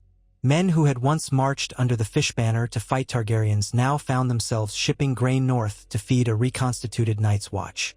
Bonds were formed that might have been unimaginable in another age. But conflict was not wholly absent. Dorne remained bristling over old wounds, demanding fairness for Elia Martell and her children. Mace Tyrell, stinging from the thwarting of his siege of Storm's End, looked for ways to reassert House Tyrell's power. And, of course, Tywin Lannister loomed in the west, quietly rebuilding his forces, letting the rest of the realm exhaust itself in the new era. Yet no matter what future warlords might come, no matter which kings might rise or fall, the living had faced the Night King in open battle and survived. That victory against an unimaginable threat hung like a triumph and a warning. Should the realm forget that day, it might well repeat the mistakes that allow the others to return in force. Should they remember, perhaps they might avoid the cycle of devastation that had haunted the Age of Heroes. And so it was that Robert's rebellion, once a straightforward war to topple a mad king, became a realm-shaking event that united the Seven Kingdoms early, forging an alliance in the face of a far colder enemy. In the quiet that followed, as the snows finally began to recede in the north and the days lengthened, men told stories around their hearths. Some recounted how they saw Robert Baratheon and Rhaegar Targaryen fighting back-to-back against a horde of wights, or how Eddard Stark's greatsword flashed in the wintry light, felling another. Others laughed about the improbable sight of sworn enemies cheering each other on in the thick of the fight. Still others sang new songs. One in particular, the Ballad of Black Dawn, spoke of Rhaegar's near-mythic duel with the Night King, accompanied by the crash of Robert's warhammer. Bards from the free cities, smelling coin in these heroic tales, embellished further until the line between fact and fantasy blurred. But to the men who were there, the memory was seared into their minds with a clarity that needed no embellishment. They had felt death's cold breath and, in the darkest hour, held together. Of course, peace in Westeros is always tenuous. Disputes over thrones and borders do not vanish overnight. There would be future intrigues, tensions with Essos, disputes with the Iron Islands, and the unhealed anger simmering in some houses. But it would be harder now for any one man to dismiss the pleas of the Night's Watch or the possibility of a threat from beyond the wall. This newfound unity would shape the realm for decades, maybe centuries to come. Whether it would be enough to fend off the next winter's threat, none could say. But for the first time in centuries, a measure of real respect was paid to the Black Brothers, who had proven that their ancient vow still mattered in the world of men. It is said that on a clear morning, if one stands atop the wall and looks far to the north, they might see a glimmer of movement in the distant white expanse, a hint that not all of the others were vanquished. Some watchers have claimed to see pale figures drifting through the wind-whipped drifts, waiting for the realm's vigilance to lapse. Perhaps that is only fear playing tricks on tired eyes, or perhaps the threat truly lingers, biding its time until the living grow once more divided and careless. For now, however, the living remain. King Rhaegar, with silver hair shot through with white, sits the Iron Throne, a more thoughtful ruler than his father, forging alliances and striving to mend the damage done by Aerys' reign. Robert Baratheon, grudgingly if resolutely, keeps his vow to support the realm's defense should the others return, though he still harbors personal grudges that may or may not explode in time. Eddard Stark rules Winterfell with quiet nobility, ensuring the North never forgets its role as the shield against the cold. The realm is not healed, but it is on a different path than the blood-soaked one it once traveled. And if a child was born of Rhaegar and Lyanna's union, hidden away or recognized, that child's destiny remains yet unwritten in this new era, shaped by the day the Night King invaded during Robert's rebellion, and the day all of Westeros was forced to unite far sooner than it ever might have dreamed. In the months that followed the Great Council near Moat Cailin, a hush seemed to settle over the Seven Kingdoms, a hush born not of peace alone, but of exhaustion and wary hope. Travelers moved with less fear of roving bands of raiders, for the armies of the great lords had mostly dispersed to their homelands, tending to battered fields and broken keeps. The threat of the others still haunted every conversation, but at least the monstrous heart of that threat, the Night King, had been destroyed, or so the tales went. The weather grew marginally kinder as the Nows receded from the neck, and in that brief thaw, the realm began to feel like a single land again, rather than a patchwork of war-torn principalities. King Rhaegar Targaryen had made the trip south in a litter, still recovering from the deep chill wound that had grazed his ribs. Though the maesters said he was out of mortal danger, his flesh bore an unsettling pallor around the scar, a reminder of how close he had come to a fate worse than death. Once he arrived at King's Landing, he was met with cautious fanfare. The small folk, who had heard rumors of the battle against the dead, turned out to see the new king pass through the streets. Whispers of awe mingled with cynical mutterings. Some believed Rhaegar had indeed fought against ice demons, while others suspected a grand propaganda ruse. Yet the hush that fell over the capital's main thoroughfare as his party passed spoke of wonder. King Aerys had hidden in the Red Keep for so long that many found it bizarre to see a Targaryen monarch returning from a battlefield, scarred and changed. The Red Keep itself had scarcely changed in the weeks since Rhaegar's departure. Thick walls, towers tinged with the memory of wildfire, and uneasy courtiers drifting through colonnades. But inside, new tensions simmered. Aerys had been confined to his chambers at the urging of the Great Council. Though styled politely as retirement, it was effectively house arrest. Sometimes he would still appear in the lesser halls, raving at servants, his unkempt silver hair askew, eyes bright with madness. The king's guard kept a careful watch, ensuring the old man did not slip away to conspire with some last remnant of loyal sycophants. Yet there were none left who truly heeded his ravings. The days of tyrannical edicts and sudden burnings were over. Even so, the memory of them clung to the air, stale and acrid. Rhaegar walked the corridors with a measured step, leaning on Ser Barristan Selmy's arm. Every so often, He would pause to take stock of the tapestries, the flickering torches, the guards who stood at attention. This was, after all, now his responsibility. A realm battered by war and shadowed by an otherworldly threat. He still felt a chill in his bones sometimes, when the wind blew from the north, as if, even in King's Landing, winter had found him. But he carried on. The throne was his. He must rule. He convened what many were already calling the Reconciliation Council, an assemblage of lords, maesters, and knights representing various factions. Some who had fought for Robert Baratheon now knelt before the Iron Throne out of a fragile new loyalty. Others were Targaryen loyalists, uncertain how to treat these former foes. And still more were men of neutral or mercantile interests, lords who merely wanted stability so they could resume earning gold and keep the small folk content. Rhaegar's objective was clear. He had to secure the cooperation of every corner of Westeros, or at least as much as possible, to build the strength needed against any resurgent threat from beyond the wall. And so, beneath the soaring arches of the throne room, the new king listened to appeals, weighed disputes, and tried to exude the calm authority that would sustain a new peace. The first matter that seized everyone's attention was the state of the Night's Watch. Ravens from Castle Black continued to arrive in a steady stream, describing the slow, painful work of clearing the scattered whites that still lurked in lonely gulches and forest clearings. The others themselves, those uncanny, crystalline figures, had disappeared into the far reaches of the lands of always winter, but their remnants could still be glimpsed at the edge of the haunted forest. White walkers on pale steeds, prowling in secret. The scattered reports reminded the realm that, while the Night King was gone, the threat had not been wholly eliminated. Accordingly, Rhaegar began to channel crown funds and resources northward.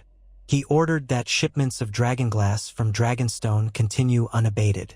He also declared that any house with idle mines or volcanic vents on their lands must search for obsidian deposits. A measure that drew some grumbles, for many considered it wasted effort. But Rhaegar was resolute. In the months since that great battle at the Wall, he had come to believe that the realm's entire approach to the north needed rethinking. No longer could the Seven Kingdoms relegate the Night's Watch to a penal colony or a ghost of ancient days. If the others gathered again, they would test every living soul. And so the Wall must stand strong. In distant corners of the kingdom, however, men whispered, "How long can this new unity last without a mortal foe to bind us together?" Robert Baratheon had returned to Storm's End, battered in spirit and body alike. Word trickled out that he spent more time at the training yard than in any council chamber, as if hammering away at straw dummies might quench his lingering anger over the Targaryen ascension. Still, he remained true to his word, sending shipments of grain and coin to the north, a testament to the vow he'd made on that battlefield of ice and death. The Storm Lords followed his example, House Caron, House Penrose, House Estermont. They, too, grumbled but complied, sensing that Robert's influence still loomed large. Some among Robert's bannermen pressed for renewed rebellion in secret, but Robert had always been too honest to conspire behind men's backs. He kept his misgivings to himself and honored the pledge to bolster the Wall. His every letter to King's Landing was terse but cordial enough. Ned Stark, meanwhile, ruled the north from Winterfell with that same calm steadfastness that had seen him through the war. He found that his region, though battered by savage cold and undead incursions, was still the North, a land of resilient, stubborn people. Their sense of identity had not wavered. Indeed, the presence of the others had only deepened their conviction that the old ways, the old gods, and the old watchfulness could not be abandoned. When Rhaegar's new policies required more direct oversight of the giftlands around the Wall, Ned was quick to mediate. He strove to ensure that the free folk, those wildlings who survived and now hoped for a measure of peace, were not entirely swept aside. It was a difficult balance. Northern lords like the Umbers and Boltons viewed the wildlings with deep suspicion, for old raiding grudges died hard. Yet Ned understood that the free folk had fought for their lives against the others, too. Drawing them closer might strengthen the realm's defenses. At the same time, a part of him balked. Too many centuries of bloodshed separated the wildlings from the Kneelers, and the scars would not vanish overnight. As the weeks turned to months, rumors about Lyanna Stark swirled again. Some said that after being spirited away by Rhaegar, she had perished in the Red Mountains of Dorne, or in a hidden tower. Others whispered that she still lived, confined somewhere out of public view. Still others told tales of a secret child, a Targaryen Stark heir, spirited away to the Vale or to Starfall for safekeeping. Ned Stark, who had long borne the weight of his family's tragedies, gave no answers. He kept a close counsel on matters relating to Lyanna. Robert, too, seemed unwilling to reopen old wounds. The alliance was fragile. Any revelation that Lyanna and Rhaegar had married, or had a living child, might shatter the realm's precarious peace. Even so, the rumor could not be fully squashed. Cersei Lannister, seated in the west, was known to snidely remark at feasts that there is more Stark in the throne room now than Targaryen. A cryptic jab that set tongues wagging. Tywin Lannister might have said more, but he had grown inscrutable, content to watch the newly crowned king tighten his hold. King Rhaegar's new small council took shape in an atmosphere of negotiation and compromise. Jon Arryn, older and wiser than most, became Hand of the King, an appointment that soothed many rebellious lords who trusted Arryn's even temper. Hoster Tully was too weary from war to take a high seat in King's Landing, preferring to remain in the Riverlands, but he sent his brother Brynden Tully, the Blackfish, to serve as Master of Laws, an arrangement that many found surprisingly apt, for the Blackfish was known to be just as he was unyielding. The Master of Coin, oddly enough, became a lesser noble from the Reach named Alfred Beesbury, who had proven adept at balancing ledgers during the conflict. Barristan Selmy was named Lord Commander of the Kingsguard, a position he had, in truth, already held in all but name. Rhaegar faced a dilemma regarding Ser Jaime Lannister, once sworn to protect Aerys. Should Jaime remain in the Kingsguard now that Aerys was deposed?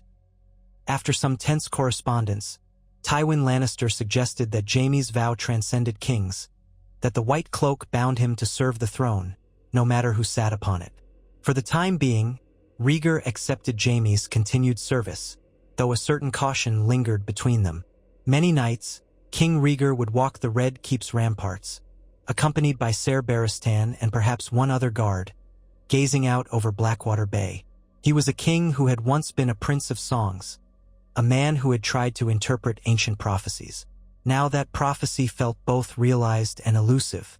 He had stood against the darkness, and he had prevailed just barely. Did that mean his role in destiny was fulfilled, or was it only beginning? Sometimes he thought of that final moment when his Valyrian steel sword had pierced the Night King's icy frame. For the briefest heartbeat, Rhaegar swore the blade glowed red, as if lit from within. Then the light vanished, and the abomination crumbled into shards of ice. Did that count as forging Lightbringer, as the legends of Azor Ahai claimed? Or was it a trick of the storm and the swirling torches?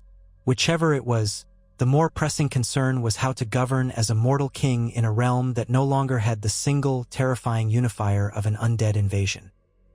His queen, Elia Martell, moved gracefully through the court, showing little outward sign of jealousy or resentment that the realm's gossip was so consumed by Lyanna Stark's memory. But those close to her knew, Elaya's heart still carried wounds.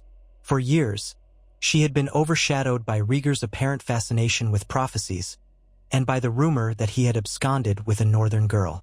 She had endured. She had given Rhaegar children. Princess Rhaenys, who scampered about the halls, and Prince Aegon, who was old enough now to watch training in the yard with bright, curious eyes. Elia had demanded from Rhaegar one certainty. If he was truly king, would he openly recognize their children as heirs beyond any other rumored child of his? Rhaegar, hesitant, had sworn so. The Great Council's compromise had demanded it, in fact. Yet the unspoken question lingered. If the child of Lyanna Stark survived, what claim might be pressed one day? One day, as the autumn sun cast long beams through the throne room, the king held open court for petitioners.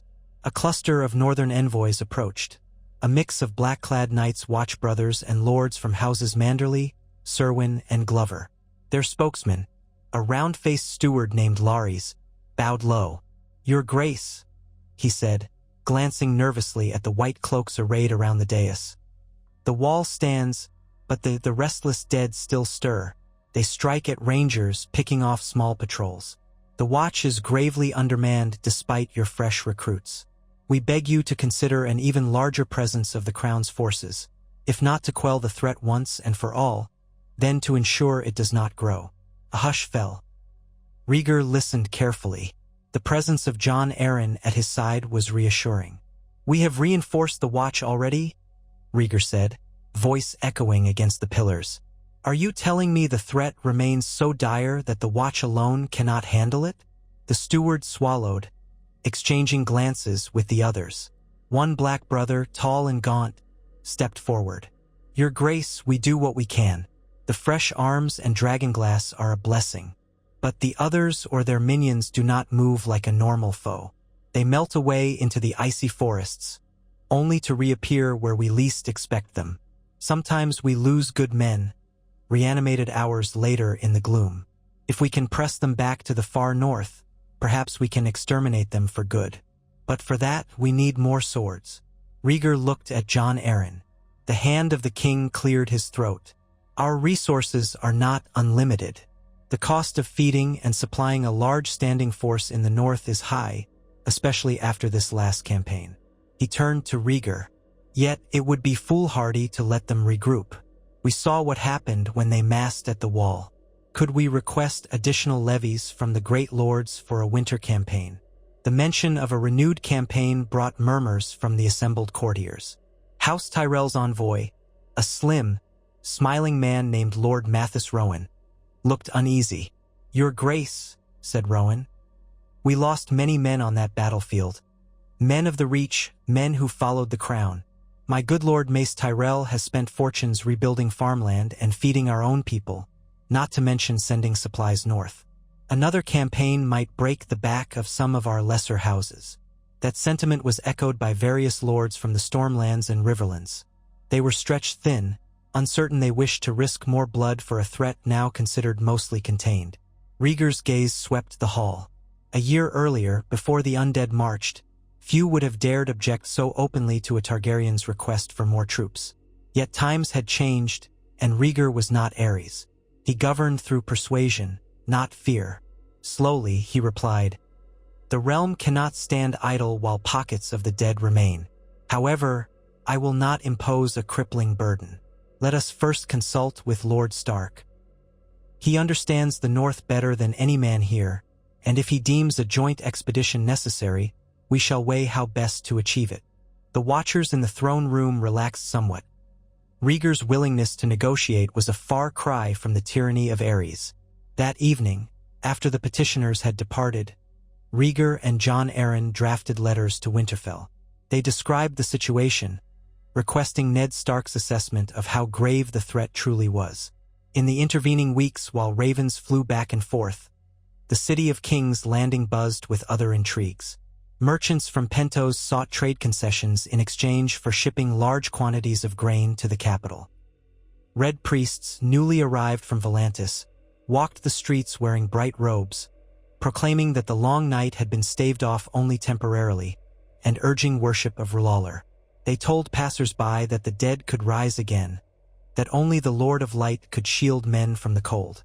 The faith of the Seven tolerated them for the moment, wary of open confrontation with foreign clergy, especially given the new king's subtle interest in prophecy and the rumored role of the Red Priests in saving him from a mortal wound.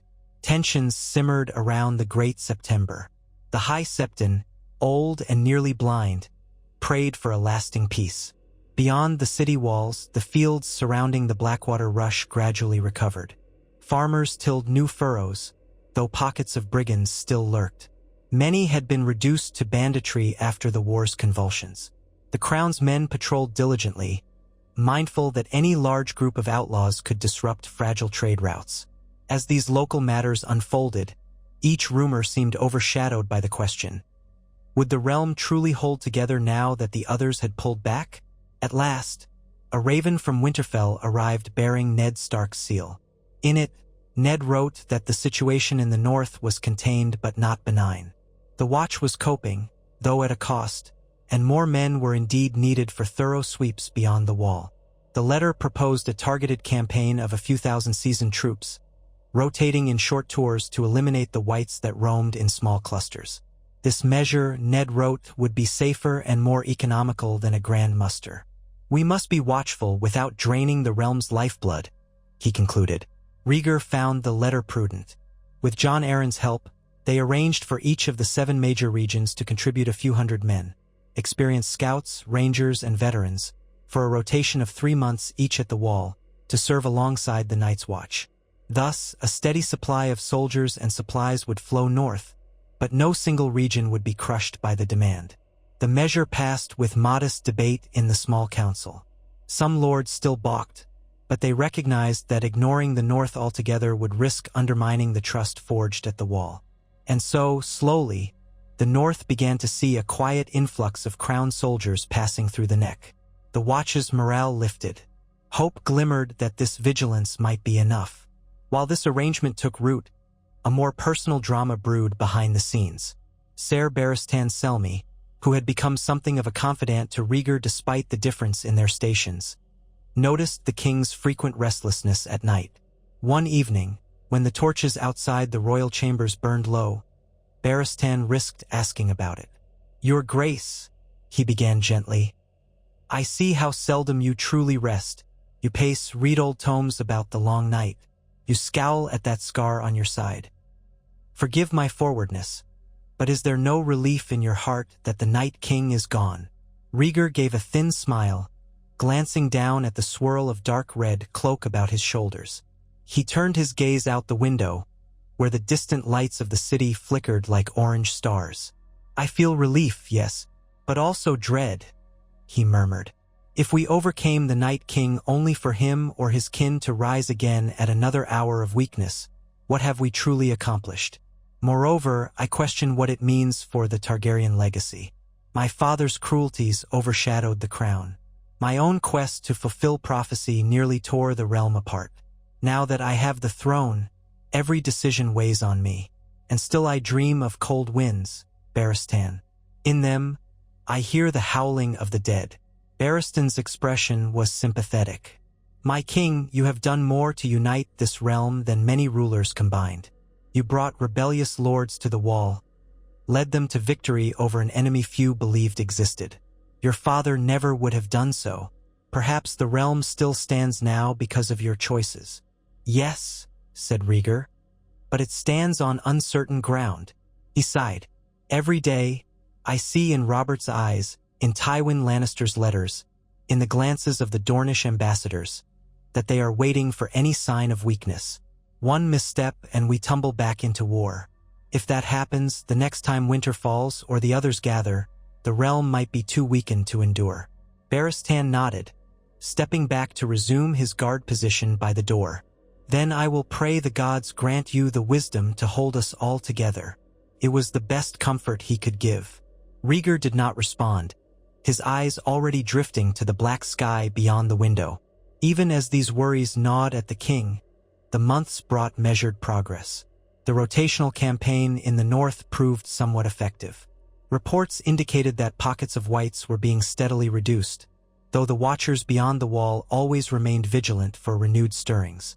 The rest of Westeros began to settle into cautious normalcy. Merchants ventured out along the Rose Road without fear of roving armies. Fewer men roamed the land in tattered mail, looking to pick fights. The small folk began to see glimpses of prosperity in well-tended fields. That was the blessing of a near-apocalyptic threat. It had forced men to put down arms against each other, if only for a while. In the west, though, Tywin Lannister's silent scheming continued. No man could read the old lion's mind, but gold from Casterly Rock was certainly flowing. A few discreet letters arrived in King's Landing, warning the new master of coin that the Lannisters were buying up shipments of raw iron from across the narrow sea. Perhaps Tywin was simply restocking his forges, or perhaps he was quietly rearming his forces. Rhaegar and Jon Arryn pondered the implications, but concluded that open confrontation with the Lannisters would be unwise. The realm could not endure a fresh civil war, so they watched warily, building alliances to ensure that if Tywin made a move, the crown would not stand alone. Then came a day when a small party arrived at the Iron Throne's doorstep, exhausted from travel. They were led by a woman cloaked in rough-spun but bearing the banner of House Dane. Ashera Dane, dark-haired and noble in bearing, an old friend to Rhaegar's circle, had come from Starfall in Dorne. Along with her traveled 2 aged septas and a quiet, hooded figure. They requested a private audience with the king. Rumors spread like wildfire. Elia Martell seemed particularly on edge. What business did House Dane have, appearing unannounced? Was it about sword traditions? Dawn, their fabled greatsword, had presumably stayed in Starfall. Or was it something else entirely? When Rhaegar received them in his solar, Ashera Dane dismissed her attendants with a tilt of her head, leaving only herself, the king, and Barristan Selmy. She looked deeply into Rhaegar's eyes and said, "Your Grace, I come on behalf of one whose life is bound to your own by blood. We can no longer keep secrets locked away in towers. The realm has changed. A quiet life at Starfall is no longer enough." Then she turned to gesture the hooded figure forward. That figure stepped before Rhaegar, trembling slightly, and removed the hood. A girl stood revealed, perhaps 8 or 9 years of age, with a face that showed traces of Stark solemnity and Targaryen refinement.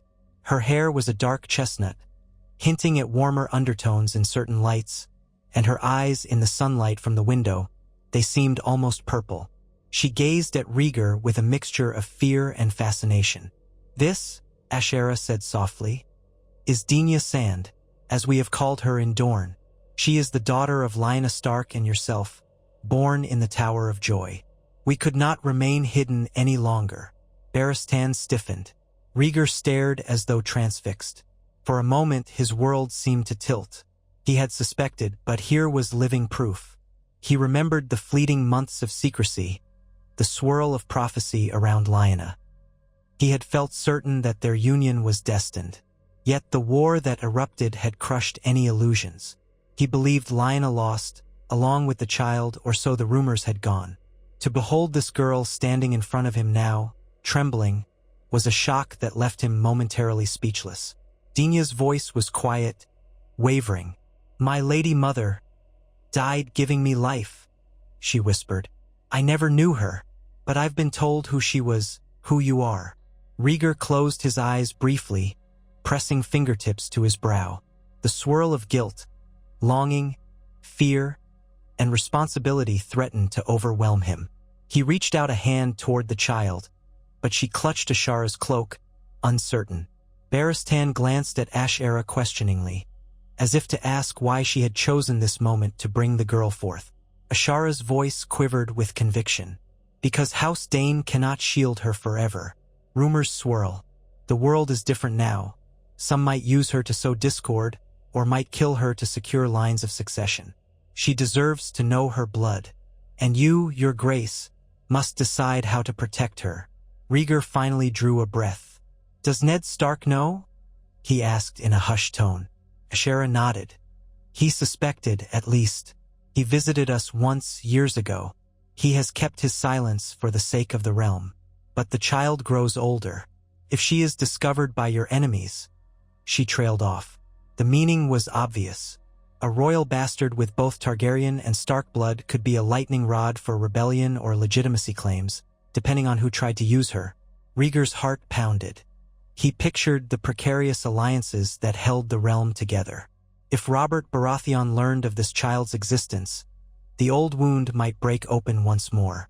Or, if House Stark felt slighted by Rhaegar's ignoring the child, that too might fuel tension. He knelt down, meeting Denya's eyes at her level.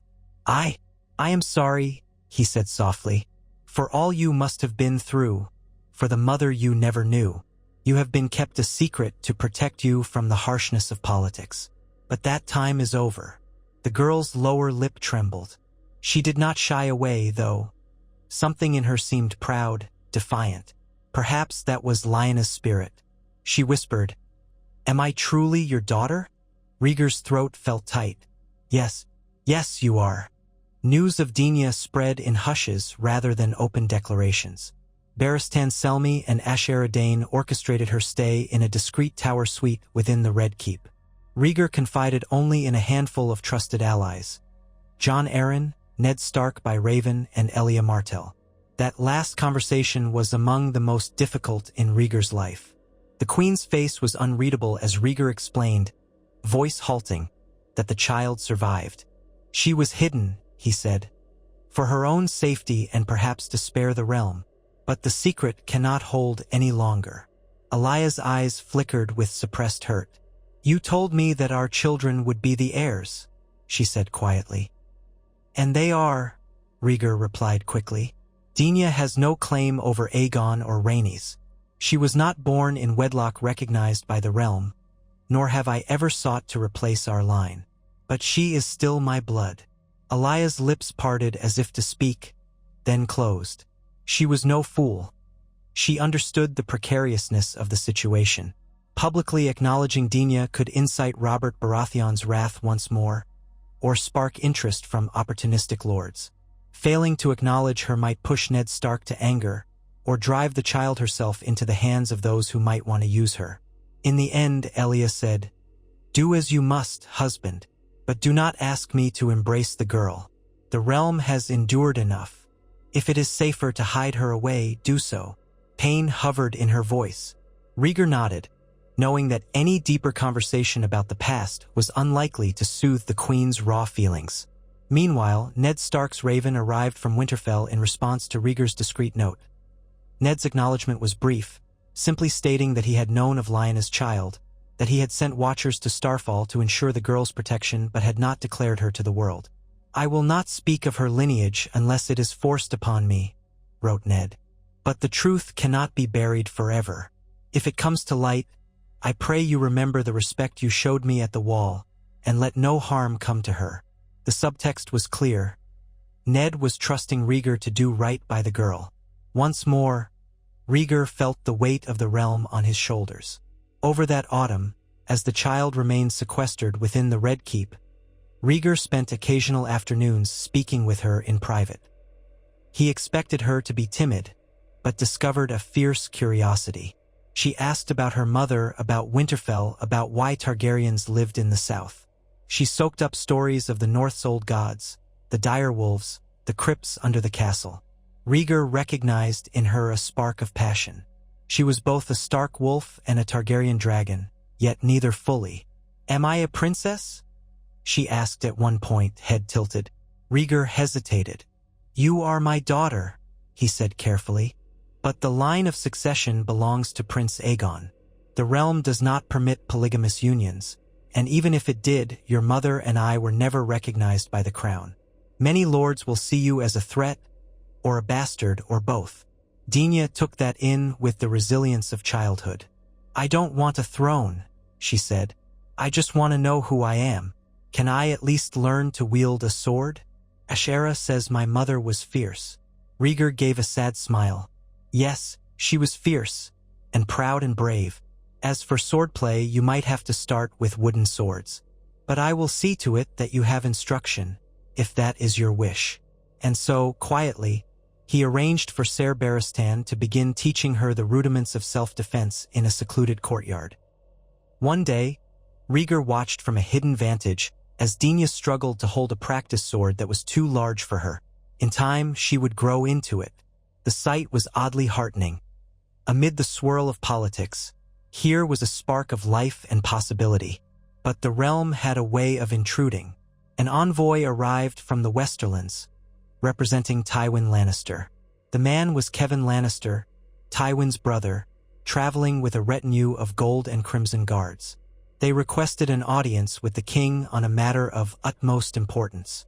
When admitted to the throne room, Kevan's features were polite, though guarded. He bowed low. "Your Grace, my lord brother wishes to remind you of certain alliances and debts owed between the crown and House Lannister.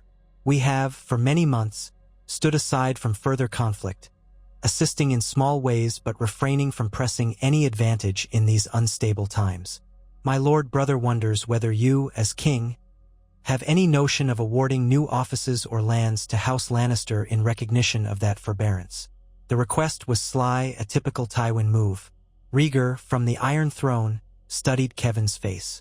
"Lord Tywin contributed only a token force during the crisis at the Wall," he said calmly, "though we remain grateful for any help. I am curious which offices or lands your brother believes are suitable compensation. Kevin offered a small, courteous smile. A seat on your small council, perhaps, for young Jaime to serve as master of war. Or a new wardship in the Western Crownlands might be considered. My brother's stance is that the Lannisters wish to remain loyal, but also recognized as your powerful ally and partner in the realm's governance. The courtiers in attendance murmured softly. They all knew that Tywin once served as hand to Aerys, that the relationship had soured. Now, with Rhaegar on the throne, there was an opportunity for Tywin to reclaim influence. Rhaegar flicked a glance at Jon Arryn, who stood beside the dais. Jon's eyes conveyed caution. Rhaegar turned back to Kevin. The crown must weigh all such requests in fairness, he said. I shall consider Lord Tywin's proposals, but I must remind you that the realm is in a delicate state. Elevating one house too far could stir resentments among the others. I trust House Lannister, with its wisdom, would not wish that. We must stand united. Kevin bowed, but there was steel behind his courteous facade. Of course, Your Grace. We only wish to ensure Lannister loyalty remains unwavering. I shall relay your words. Thus ended the formal request, but the tension remained. Everyone sensed Tywin's dissatisfaction. The Lannisters had not truly forgiven the Targaryens for old slights, and Tywin had harbored resentment ever since Rhaegar emerged triumphant from the war. Yet for the moment, no conflict erupted. Winter's grip was loosening in the north, though the White Raven from the Citadel had not yet declared a new season. The realm felt that it teetered between the tail end of a harsh winter and the uncertain promise of spring. During that time, the rotational campaign at the Wall continued to bear fruit, albeit slowly. Scouts reported fewer whites stumbling through the frozen forests.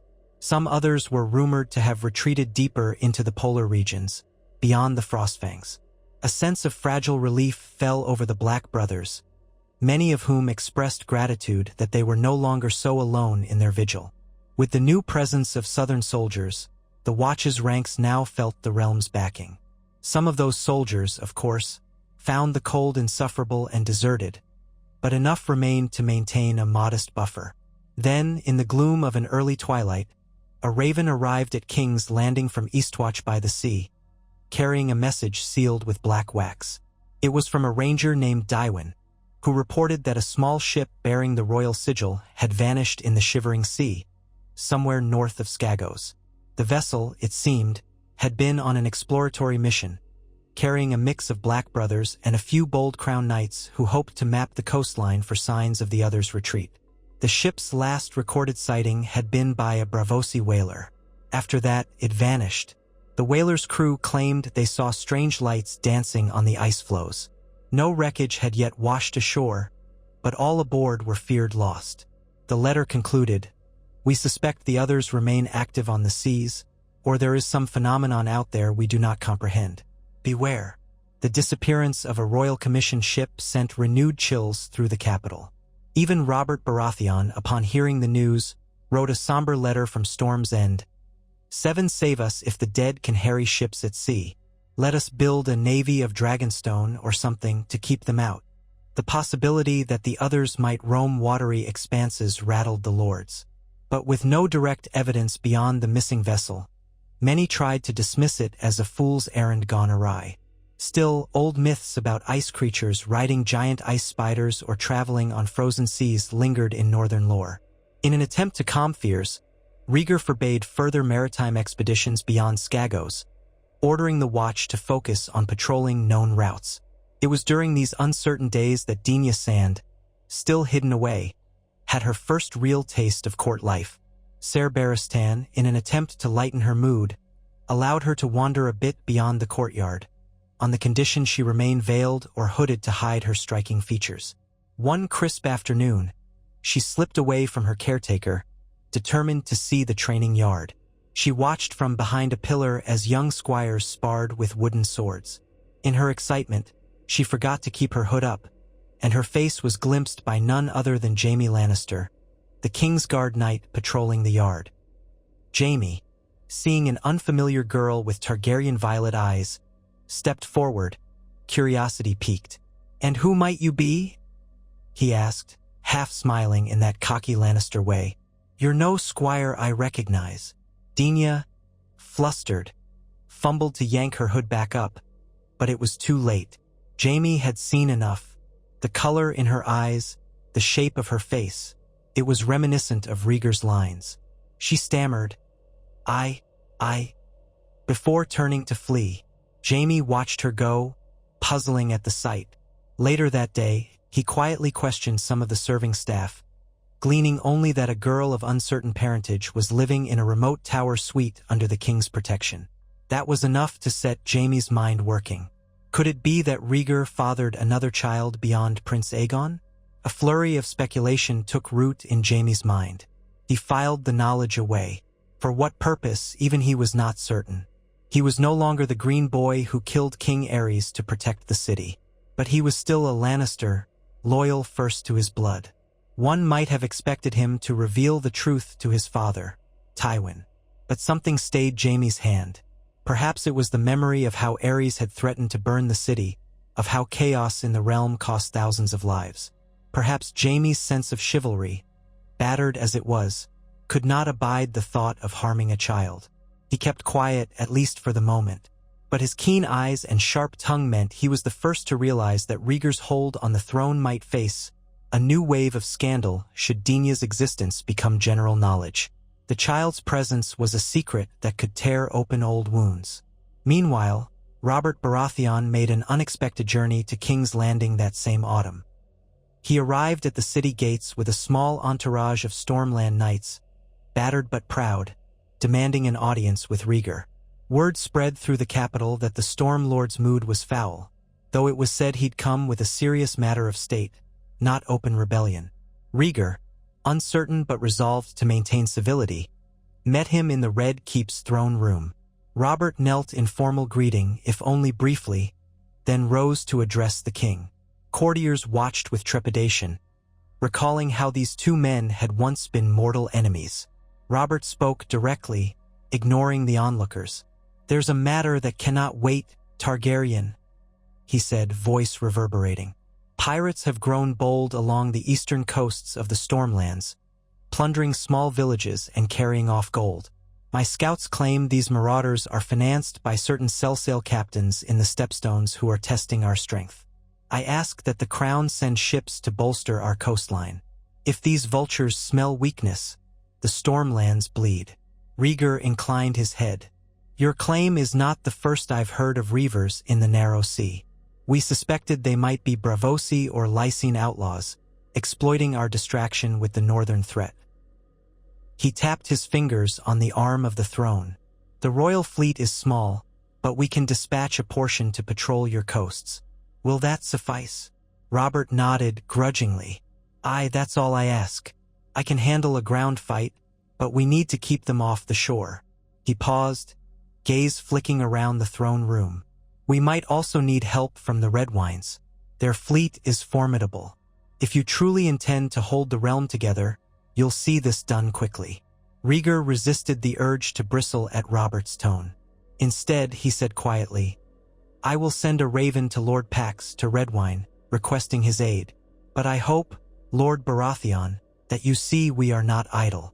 We are mending a realm left in tatters after the war, and confronting a threat in the north. Resources are thin. The Stormlands shall have its share, but do not ask me to conjure a navy from thin air." Robert huffed a breath but inclined his head, accepting the truth of those words. The watchers in the hall relaxed. It seemed that these two men, once so full of hatred, could at least speak civilly in the aftermath of the undead invasion. "Your Grace," Robert added, "I do appreciate that you have not marched against me. Many in your position might have sought vengeance." Rhaegar's lips curved in a faint, sad smile. "We have seen enough vengeance, Lord Baratheon." Yet as Robert and his men took guest chambers in Maegor's holdfast, the seeds of tension quietly sprouted. Robert was a restless guest, pacing the Red Keep's courtyards, occasionally sparring with knights in the yard. On the third day of his stay, by pure chance, he glimpsed a slight figure crossing the yard, a girl with an uncanny resemblance to Ned Stark in the line of her jaw and Targaryen coloring in her eyes. She was hooded, but the wind blew her hood aside for a moment. Robert froze. Memories rushed back. The shape of Lyanna's face, the intensity in her eyes. The girl darted away, disappearing behind a pillar. Robert felt his heart pound. Could it be? He might have dismissed it as a fever dream, a trick of the mind. But the rumor-laden atmosphere of the Red Keep was thick enough that he soon coaxed a bored guard into Te. Ling him about the mystery girl from Dorne who resided in the tower. The guard was vague on details but mentioned she was protected by the king's closest circle. That night, Robert drank heavily in the chamber set aside for him. His oldest friend, Ned Stark, had once confided that Lyanna's child might exist. Robert had never let himself dwell too long on the possibility. Rhaegar's child by Lyanna? The thought churned up too many painful emotions. Now here he was, possibly under the same roof as that child. Rage and sorrow coiled in his gut like serpents. He gripped his warhammer's handle until his knuckles turned white, wrestling with the urge to demand answers. But a memory of the battle at the wall haunted him. Rhaegar standing beside him, sword blazing with reflected torchlight, as they fought off the whites. That had been real. So had the carnage. If he unleashed his fury now, would he risk shattering the realm just when it was beginning to heal? Unable to sleep, Robert slipped into the torchlit corridor. He made his way to the tower where rumor said the girl stayed. The guard there, in Targaryen livery, recognized Robert and hesitated. "My lord," the king has said. But Robert's presence was formidable. "Open the damned door," he growled. Cowed by the Storm Lord's bearing, the guard stepped aside. Robert let himself in, and there, by flickering candlelight, was a startled Ash-Era Dane standing protectively in front of a slender shape. Dina peered from behind Ash-Era, eyes wide with alarm. "What do you want?" Ash-Era demanded, her voice quivering, though she was no shrinking violet. Robert loomed in the doorway, a big man with sadness and anger swirling in his expression. He stared at the child. She stared back. The resemblance was undeniable, even to Robert, who had seen enough Targaryens in his time to know that none, aside from Rhaegar's line, had eyes quite that hue. And the shape of her face, Lyanna's shape. A memory of a laughter-filled day at Harrenhal's tourney, of a night among the tents, of a wreath of winter roses. It all came crashing back. "Is your name Dina?" he asked quietly, forcing gentleness into his voice. The girl nodded, shrinking back against Ashara's side. Robert took a halting step, then sank to one knee, letting out a breath that shook. "Gods be good," he whispered. You have her face." Dina said nothing, uncertain who this man was, or why he stared at her like she was a ghost. Then Robert found himself blurting, "Did Rhaegar name you?" She shook her head. "No. Ash-Era Dane and the Septas did," she said in a small voice. Robert ran a hand over his beard, mind churning. "So you are the child of Lyanna Stark," he said. "And that silver-haired bastard who took her from me." Ashera stiffened. "My lord, you are not welcome to speak so in front of the child. If you wish to rage, do it outside." Robert shot her a glare, but the fight seemed to go out of him.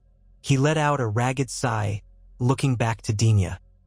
"Your mother was meant to be mine," he murmured, voice breaking. "But she chose Rhaegar, or was taken by him. The truth's never been clear." Tears threatened to well up, but Robert swallowed them back. "You must hate me," he said to Dina, though she only stared, confusion swirling in her eyes. "If you know who I am, you must know that I tried to kill your father." He gave a hollow laugh. "Wanted to kill him, anyway." Dina shook her head slowly, not truly comprehending the complexities of grown men's feuds. "I've heard stories," she whispered. "Ashera told me, but I wasn't there." Something in that simple statement cut Robert to the core. He stood, towering over the small candle flame that cast his shadow on the wall. Then he turned to Ash-Era, voice low. "I won't harm her. Tell the guard outside. But does the king know I'm here?" Ashara's lips tightened. "He does not." She hesitated, then added, "But I'm sure he'll find out soon enough." Indeed, footsteps sounded outside as a pair of gold cloaks rushed in. Alerted by the guard that Robert Baratheon had forced his way in, they demanded to know if all was well. Ashera gave them a tight nod, and Robert responded with a wave. "I'm leaving," he muttered. "Keep your secrets, but she can't be hidden forever." He paused at the threshold, casting one last glance at Dina, a swirl of old heartbreak in his eyes. Then he walked away, the echo of his heavy boots disappearing down the stairs. Later that night, Robert confronted Rhaegar in a dimly lit corridor near the Royal Solar. Ser Jaime Lannister and Ser Barristan Selmy, both on duty, tensed at the sight of the two once enemies facing each other. For a moment, it seemed they might come to blows. Robert's fists were clenched at his sides, and Rhaegar stiffened, anticipating an attack. But Robert merely said in a choked voice, "I saw her, Targaryen, the little girl. She looks like Lyanna." Rhaegar's face went pale. "You had no right," he began, but Robert cut him off. "No right? Gods, Rhaegar, you robbed me of my bride, or so I believed. I thought you vile. You started a war. We spilled rivers of blood. And now I find that the child of that union lives here, hidden under your cloak." Barristan stepped forward, but Rhaegar waved him back. The king met Robert's gaze squarely. "I never meant for the realm to bleed," he said, voice trembling with a mix of regret and anger. "Lyanna, she was not forced. She believed there was a prophecy we might fulfill, one I was foolish enough to chase. When the realm turned against my father's tyranny, it sparked a war none of us could stop." Robert spat. "A war that took her life, you bastard." Silence. Then Rhaegar inhaled slowly. "Yes, took her life. She died giving birth to Dina. So if you seek someone to blame, blame me. But if you truly cared for Lyanna, do not let your hatred harm her daughter." Robert's knuckles relaxed fractionally. "I have no wish to kill a child," he said, eyes glimmering with a conflict of emotions. "But you keep her secret. Why? Afraid the realm will judge you? Or is it that Elia Martell demands you keep your paramour's child hidden?" Rhaegar's jaw tightened. "I conceal her because the realm is fragile. She could be used by schemers to undermine Aegon's inheritance. Or some might seek to kill her just to snuff out a potential Targaryen Stark claim. For once, Robert, I believe you and I share a goal. We don't want more bloodshed." Robert exhaled a ragged breath. "The ghosts of the past won't rest so easily, Targaryen. So what do you plan for her? Lock her in a tower forever?" Rhaegar's face fell. "I don't know," he admitted. "I only learned she still lived recently. I am no monster, I want her to thrive. But the knowledge that I fathered a child with Lyanna could spark all manner of rebellions. You, of all people, should know that. You once led the entire realm against the Targaryens." They stood in silence, the tension thick. Jaime Lannister and Barristan Selmy exchanged uneasy glances. Finally, Robert gave a short, humorless laugh. "I'll keep your secret for now," he said. "If only because telling the realm might cause more chaos than I care for. Besides, I'm not certain how I feel about punishing a child for the sins of her father." He stepped back, fists unclenching. "But we're not finished, Rhaegar. One day this truth will come out. Secrets always do. When that happens, I hope you've made peace with the repercussions. The realm might not be so forgiving." Then he turned and strode down the corridor, leaving Rhaegar to sag against a pillar, relief and dread battling in his chest. Barristan placed a hand on his shoulder, as if to ground him. "Well," the knight said quietly, "that could have gone worse." Rhaegar closed his eyes, the weight of it all crushing. The others still lurking in the far north, Tywin Lannister scheming, the precarious alliances holding the kingdom together, and now Robert Baratheon aware of Dina. All it would take was a single spark for the realm to go up in flames once more. Over the next few days, Robert remained in the city to finalize the naval arrangements for his coastline, but the tension between him and Rhaegar was palpable. They were like two old warriors forced to share a foxhole, each remembering the wounds inflicted on the other. Robert did not reveal Dina's existence to the court, nor did he make any effort to see the girl again. He He left abruptly, with little ceremony, riding south to Storm's End while the red wine ships prepared to sail for the Stormlands. In the aftermath, Rhaegar held a private council with Jon Arryn, Barristan Selmy, and the Blackfish Brynden Tully. He explained Dinya's existence, the reason for secrecy, and the confrontation with Robert.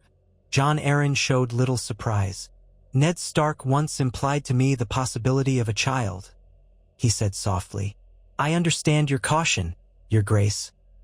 But given Lord Baratheon's knowledge, perhaps the best course is to quietly bring the girl under your recognized protection. A hush-hush secret is a dangerous one. If you openly acknowledge her as a royal ward, with no claim on the throne, it might quell some of the inevitable rumors." Rhaegar rubbed his temples, thinking, Elia would never abide a public acknowledgement, nor would House Martell. They would see it as a diminishment of their children's status. And Robert's reaction might be dangerously unpredictable. Brynden Tully frowned. Better to endure their displeasure than to let every unscrupulous lord or Sellsword wonder if the girl has a hidden claim. If you do not define her place, they will define it for you. Still, I see the risk. Barristan nodded. She is of the blood royal, whether recognized or not. If something befalls Aegon, or if the realm's alliances shift, men could rally to her. There are some in the north who might favor a Stark Targaryen child. King Aerys' crimes remain fresh in many minds, but they might prefer her line to Elaya's children. That alone is cause for worry. Silence followed as they weighed these possibilities. In the end, they resolved upon a plan that seemed the least dangerous. Dinya would remain in King's Landing, under the personal guardianship of Aisha Dane, but with minimal public attention. They would subtly introduce her as a distant cousin of the king, from a Dornish branch of House Targaryen, fostered here for her education. The hush would persist, but her presence would not be quite as secret as before. That might discourage the wildest of rumors. Rhaegar prayed it would suffice. So Dinya began to appear in quiet corners of the Red Keep, attending discreet lessons with a septa and practicing sword forms under Barristan's watch. She kept a low profile, her identity uncertain to most. Yet those with keen eyes could see the truth if they looked. Jaime Lannister saw her once more, glancing up from the yard. He said nothing, but his thoughtful expression suggested he recognized the political dynamite in her existence. Some knights from Dorne, loyal to House Martell, whispered about a royal bastard with wolf's blood. The seeds of rumor took root. So far, it did not spark an uproar. But in the labyrinth of King's Landing, secrets were as dangerous as wildfire, waiting for a single spark to ignite them. Meanwhile, the realm trudged on. The cyclical tensions with the Iron Islands flared anew when Balon Greyjoy tested the waves, sending reavers to harass Lannisport shipping. Tywin Lannister used it as a pretext to fortify the coasts of the Westerlands, prompting cautious inquiries from King's Landing. Some wondered if Tywin's real intention was to amass a navy that could challenge the crown at sea, though the official line was that he merely sought to protect his domains. In the Reach, Mace Tyrell threw a lavish feast to celebrate the betrothal of his daughter Marjorie to a minor lord from the Arbor, a quiet attempt to strengthen internal alliances in the region. Dorne stayed watchful, with Doran Martell sending only carefully worded letters to Rhaegar, reaffirming loyalty while voicing subtle dissatisfaction over the realm's slow pace of reconstruction in the southern marches. The Night's Watch continued to send updates, albeit less dire. They had not encountered a fresh surge of others, nor had any new sightings of whites been reported in weeks. Some concluded that the threat had finally receded for good. Others, more cautious, believed that the darkness only bided its time, waiting. In the Citadel, Archmesters studied accounts of the long night, searching for parallels that might give them insight. A few proposed that the cyclical nature of the other's return could be centuries in the making, that perhaps the realm had centuries to prepare. Others argued it might be mere years or even months. Their debates remained inconclusive. Such was the nature of prophecy and ancient lore. As that uncertain winter edged toward an equally uncertain spring, Rhaegar decided it was time to pay a formal visit to the north. He had once traveled widely in Westeros as a prince, seeking knowledge. But as king, he had not yet shown himself beyond the neck after the final battle at the Wall. With the tension swirling, it felt wise to stand beside Lord Stark in Winterfell, reinforcing the sense that the North and the Crown remained aligned against any future incursion. The entire court buzzed with the news. The king would go north, accompanied by a small but prestigious entourage, including Ser Barristan, a handful of Targaryen household knights, and Prince Aegon, who was approaching 10 years of age. Queen Elia chose to remain in King's Landing, citing the rigors of the journey and her own delicate health.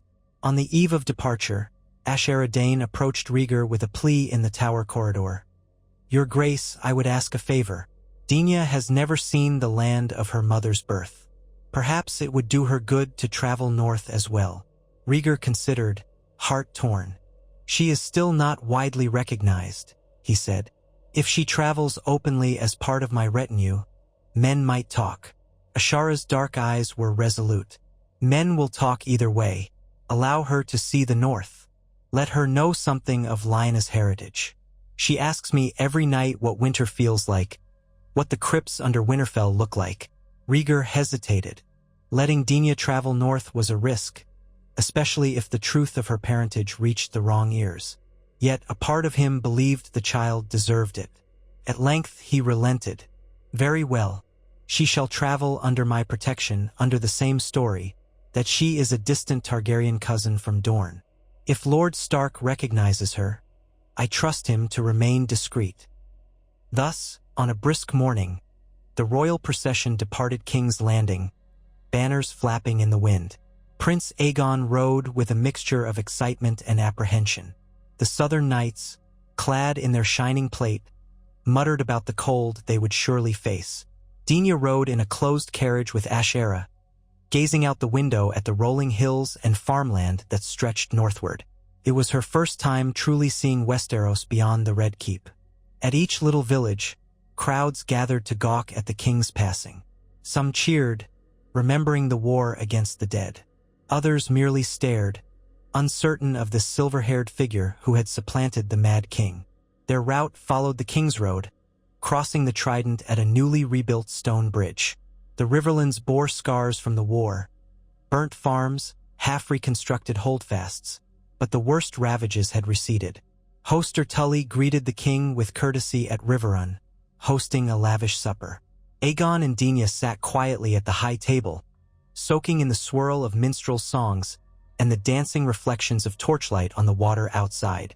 Lord Tully welcomed Rhaegar as a friend, though the memory of Brandon Stark's death at Aerys' hands lingered in every corridor.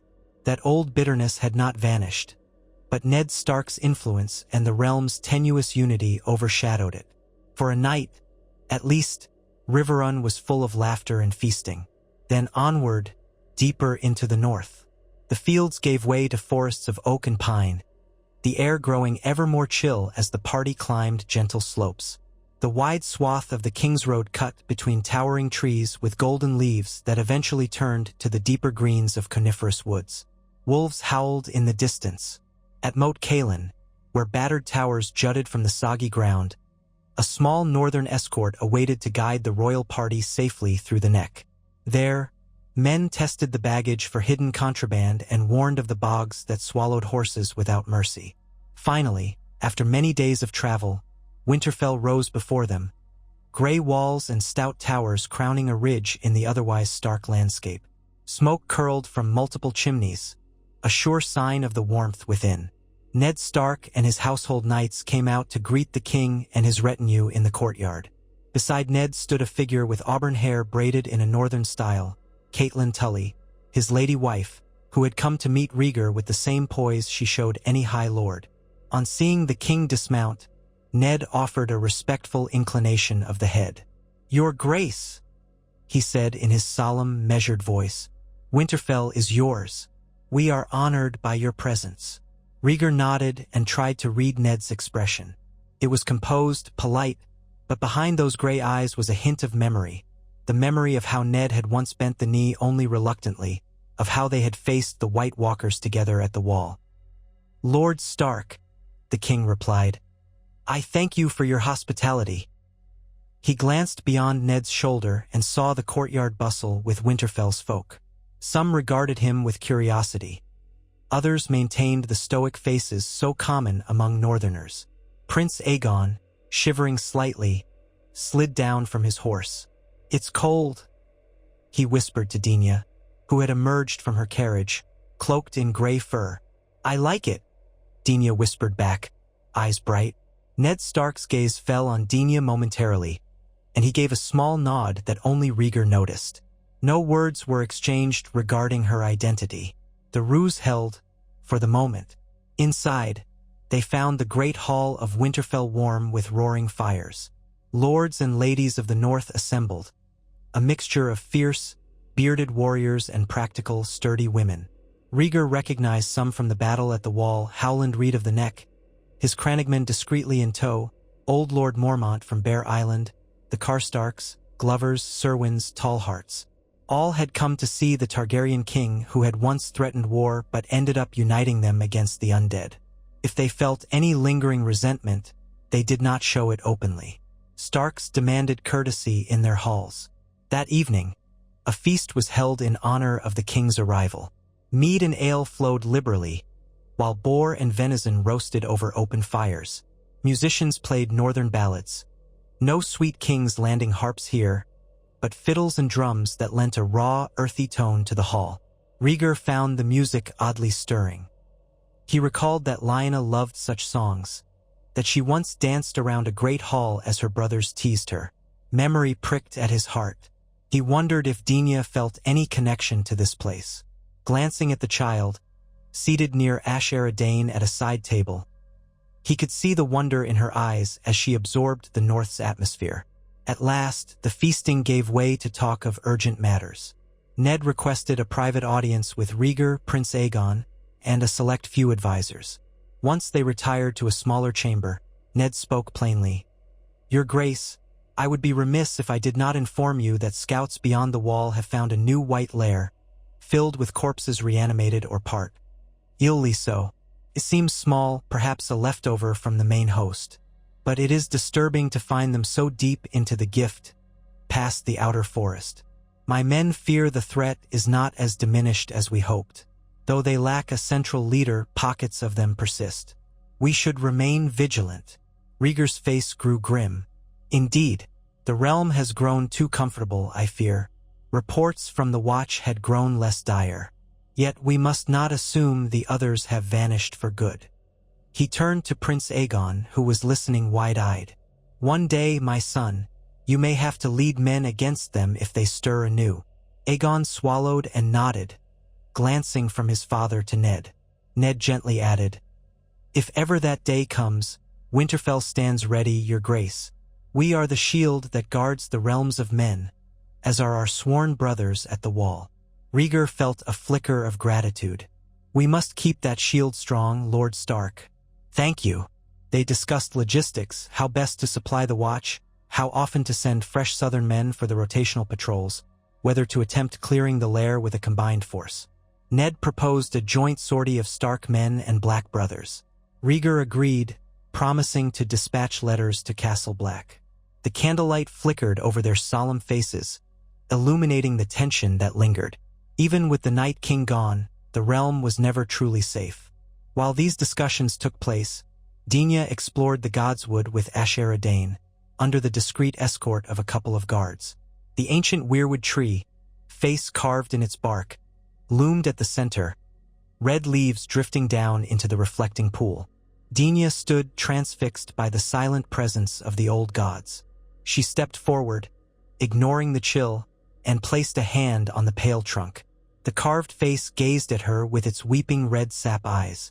She couldn't explain why, but a sense of belonging, or perhaps recognition, coursed through her, as though the land itself reached out to her. Aishera observed quietly. "They say the old gods watch over the north through these weirwoods," she remarked. Dina nodded, feeling a strange resonance. "Do you think my mother prayed here?" she whispered. "Lord Stark said she used to come to the Godswood often." Aishera brushed a hand over the child's hair. "If she did, I imagine she prayed for your safe birth, for peace. The North was in her blood, just as it's in yours." They stood in silence. The wind rustled the leaves, and Dina thought she heard a faint whisper, but it might have been her imagination. She closed her eyes and tried to picture Lyanna Stark, the mother she never knew. A spirited girl who loved horseback riding, who once crowned Rhaegar Targaryen the champion of a tourney. The swirl of histories and destinies felt overwhelming. But in that quiet moment, Dina only sensed a fleeting peace, as if the old gods acknowledged her presence. In the days that followed, Ned Stark graciously guided the king and his entourage around the sprawling castle. Rhaegar saw the crypts below, paying respects to the statues of old Stark kings, to Lyanna's stone effigy that lay near Brandon's and Ricard's. He placed a single winter rose, plucked from the greenhouse, by her statue. Nearby, Ned stood silent, offering the king a moment of privacy. Dina later ventured down with Ashera, though they did not linger long. The crypts were dark, and the massive stone kings seemed stern in the flickering torchlight. At the feast on the final night of the visit, roasts and pies overflowed the tables, and the mead threatened to run out. Northern lords toasted the king's health, their respect for Ned's approach, and the unity forged at the wall. Rhaegar responded in kind, reminding them all that the living must stand together against whatever threats might arise, be they from the far north or the rocky shores of pirates. Yet amid the toasts, he noticed tension among certain lords, especially the Boltons, who rarely clapped or smiled. Roose Bolton, pale of face, gave polite but distant replies when asked about his perspective on the war. Something in the man's quiet gaze suggested dissatisfaction. Rhaegar quietly asked Ned about it. Ned sighed. House Bolton joined the cause at the wall, but they lost men. Roose is pragmatic. He sees more benefit in focusing on internal northern matters. He doesn't fully trust the crown to attend to the North's unique needs. Still, he remains outwardly loyal. The next morning, the king's party prepared to depart. Rhaegar thanked Ned for his hospitality. I hope we stand strong together, he said. Ned nodded, adding quietly, if you require more direct assistance against the Whites in the Gift, send word. Winterfell will answer. Their parting was cordial, if somewhat somber. As the royal party rode away, Dina gazed back at Winterfell's gray walls. She wondered if one day she would return here freely, without subterfuge, to truly claim her mother's heritage. The swirl of thoughts in her young mind remained unspoken. The journey south was uneventful until they reached the Neck. A sudden downpour turned roads into muddy troughs, slowing travel. They had to wait at Moat Cailin for 2 days, forced to huddle in half-ruined towers, while rain pelted the surrounding marshes. Prince Aegon tried to befriend Dina, curious about this cousin, who seemed so reserved. Over a shared meal, he asked her about the Godswood at Winterfell. Dina described the weirwood, eyes shining. Aegon, caught up in her enthusiasm, said he'd never seen anything like it. I heard father say the old gods might be older than the Seven, Aegon remarked, wide-eyed. Dina nodded. I felt as if they recognized me. Aegon shrugged with a smile. You're odd, he said, but not unkindly. Maybe that's a northern thing. Through these small interactions, the children formed a tentative bond. They were near in age, and though one was the recognized prince and heir, and the other a hidden bastard, they shared the unique confusion of being shaped by destinies neither truly understood. Neither knew if they would be allies or rivals when they grew older. For now, they simply swapped tales in the dark corners of old towers, forging the fragile camaraderie of children. By the time they emerged from the Neck, the weather had cleared, allowing them to press southward. They paused briefly at Harrenhal, that massive ruin of blackened towers, a site heavy with significance for Rhaegar. Here he had last crowned Lyanna Stark as the Queen of Love and Beauty at a tourney that set the realm on fire. Gazing up at the melted stone turrets, Rhaegar could almost hear the echoes of old cheers, the gallop of horses in the lists, the hush that fell when he placed the winter rose crown in Lyanna's lap. So many regrets. He lingered by the courtyard where the famed tilt had taken place. A swirl of dust on the wind carried the past away. Dina did not accompany him on that walk. Some unspoken instinct led Ashera to keep her from witnessing the ghosts that haunted her father. When they finally returned to King's Landing, it was late autumn, the days shortened by an early dusk. The small folk lined the roads again, though fewer than before. Many had farms to tend or duties that overshadowed curiosity. Rhaegar entered the city with less pomp, content to slip through the gates and return to the Red Keep. There, he found fresh problems awaiting him. A letter from Dorne had arrived, expressing concern over the secrecy of Rhaegar's travels. Prince Doran Martell politely but pointedly asked why the Queen had been left behind and whether Rhaegar was truly devoting royal attention to the southern marches. Another note from Tywin Lannister demanded a final answer regarding the request for Lannister offices or recognition. The realm's politics waited for no man, not even a king returning from the north. Tired and heartsick from the conflicting duties, Rhaegar convened the small council. Each matter was addressed in turn.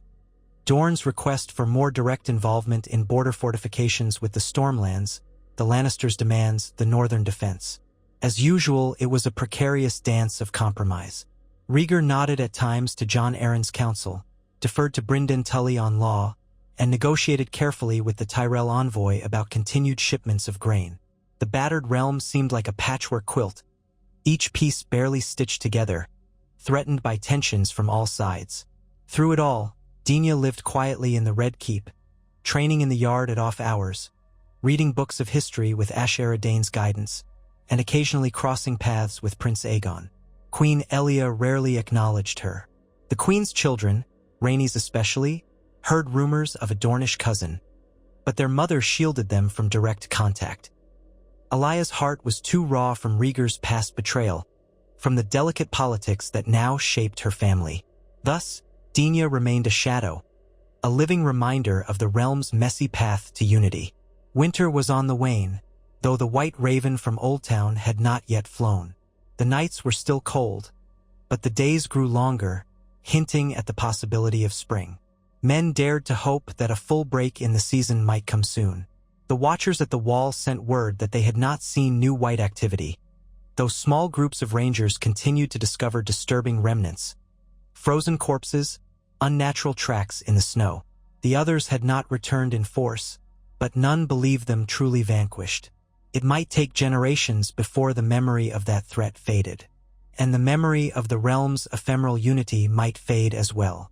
In King's Landing, lords and ladies began to whisper about the next steps in royal succession. Prince Aegon was nearing the age where betrothals might be arranged. The Martells wanted to keep the bloodline tied to Dorne. The Tyrells had a budding girl of high station. Some even hinted that forging an alliance with the Lannisters might be wise, to stifle Tywin's discontent. Rumors flew about whether Rhaegar would arrange a match for his son soon, to secure the future of the monarchy. At the same time, the seemingly inescapable question rose. Would the realm remain stable enough for such typical royal intrigues, or would old rifts tear it apart once more? Robert Baratheon was still out there, licking old wounds in Storm's End, uncertain whether to trust the man he once called mortal enemy. Tywin Lannister gathered ships in Lannisport, albeit under the guise of defending against Ironborn raids. And in secret corners of the Red Keep, a young girl named Dina, a living tie between House Stark and House Targaryen, trained with a wooden sword, uncertain whether her lineage was a blessing or a curse. Yet, for all the tension, the wars had subsided. No armies marched on King's Landing. Merchants found profitable routes open again, and the small folk took comfort that the White Walkers were no longer at their gates. If the cost of that unity was a swirl of hushed scandals and precarious alliances, many lords accepted it as better than the horrors they had endured on fields of ice and steel. Whether that acceptance would last a year or 10 years or a generation, no one could say. The realm's watchword became vigilance, a vow to never let petty rivalries overshadow the looming threat of winter and the others, as it nearly had before. And if that vow was half-hearted in some corners, at least enough men of honor remained who recalled the screams of the undead and the unimaginable cold of that final battle at the Wall. Time passed, and the year turned. The Citadel finally sent forth the White Ravens, declaring the official arrival of spring. All across Westeros, peasants rejoiced at the milder weather and the promise of fresh planting. The king's court held a subdued festival. Rhaegar delivered a speech praising the resilience of the Seven Kingdoms, urging them to look ahead with cautious hope. Queen Elia stood by his side, wearing a pale gown that accentuated her Dornish complexion. Prince Aegon and Princess Rhaenys, both clad in pastel finery, drew cheers from the small folk assembled in the courtyard. Dina, unacknowledged as a royal child, watched from a balcony. She saw the crowd clamor for a glimpse of the Targaryen children, and she felt a pang of longing and confusion. Ashera Dane laid a comforting hand on her shoulder. "Patience," she whispered. "Your time in the light may come or it may not. But you live, and that is a victory in itself." Elsewhere, Ned Stark allowed himself a moment of contentment as the snows outside Winterfell melted into trickling streams. He prayed at the weirwood, giving thanks for the respite from war. Yet he never forgot to maintain his men's readiness. Patrols near the wall continued. The gift lands needed resettlement if the watch was to remain provisioned and vigilant. Ned had begun discreetly encouraging northern families to move closer to the wall, sweetening the proposition with tax incentives. He wanted the watch to have strong local support to ensure that if winter's horrors arose again, they would not be left isolated. Catelyn Tully supported him, though she worried about further burdens on the North's resources. Still, the idea of safeguarding their children spurred her to lend a hand. In the Stormlands, Robert Baratheon's uneasy cooperation with the throne continued. The Redwyne fleet, patrolling off his coast, forced the pirates to retreat to the Stepstones. Trade began to flourish again in ports like Weeping Town. Robert still drank heavily on some nights, haunted by the memory of a slender child's face that reminded him of Lyanna. He told no one, not even his closest companions, about his discovery. But in his darker moods, he would mutter that Rhaegar was still a cursed presence on the throne. Some nights, though, he recalled the dreadful hush of the battlefield when the Night King shattered, and realized the realm might truly need Rhaegar. That sobering thought was enough to keep him from raising a banner in rebellion. Across the sea in Essos, merchants observed the shift in Westeros's affairs with a certain wariness. A united Westeros was less likely to be easily manipulated by the free cities. But a Westeros with unresolved tensions could still be a profitable marketplace for sellswords and cunning traders. Envoys from Pentos and Volantis resumed their visits to King's Landing, some bringing red priests who whispered of a continuing battle between the Lord of Light and the Great Other, far to the north. Few paid them heed. Prophecies were easily dismissed now that the immediate crisis seemed past. Still, in the hidden corners of the Red Temple in the city, flames were red and warnings were spoken. The Great Other was not vanquished, merely slowed. And what of Tywin Lannister, that looming presence in the west? He continued to fortify his fleet, citing Ironborn aggression. He invited various minor houses from the Reach and the Riverlands to lavish feasts at Casterly Rock, forging ties through marriages and promises of trade deals.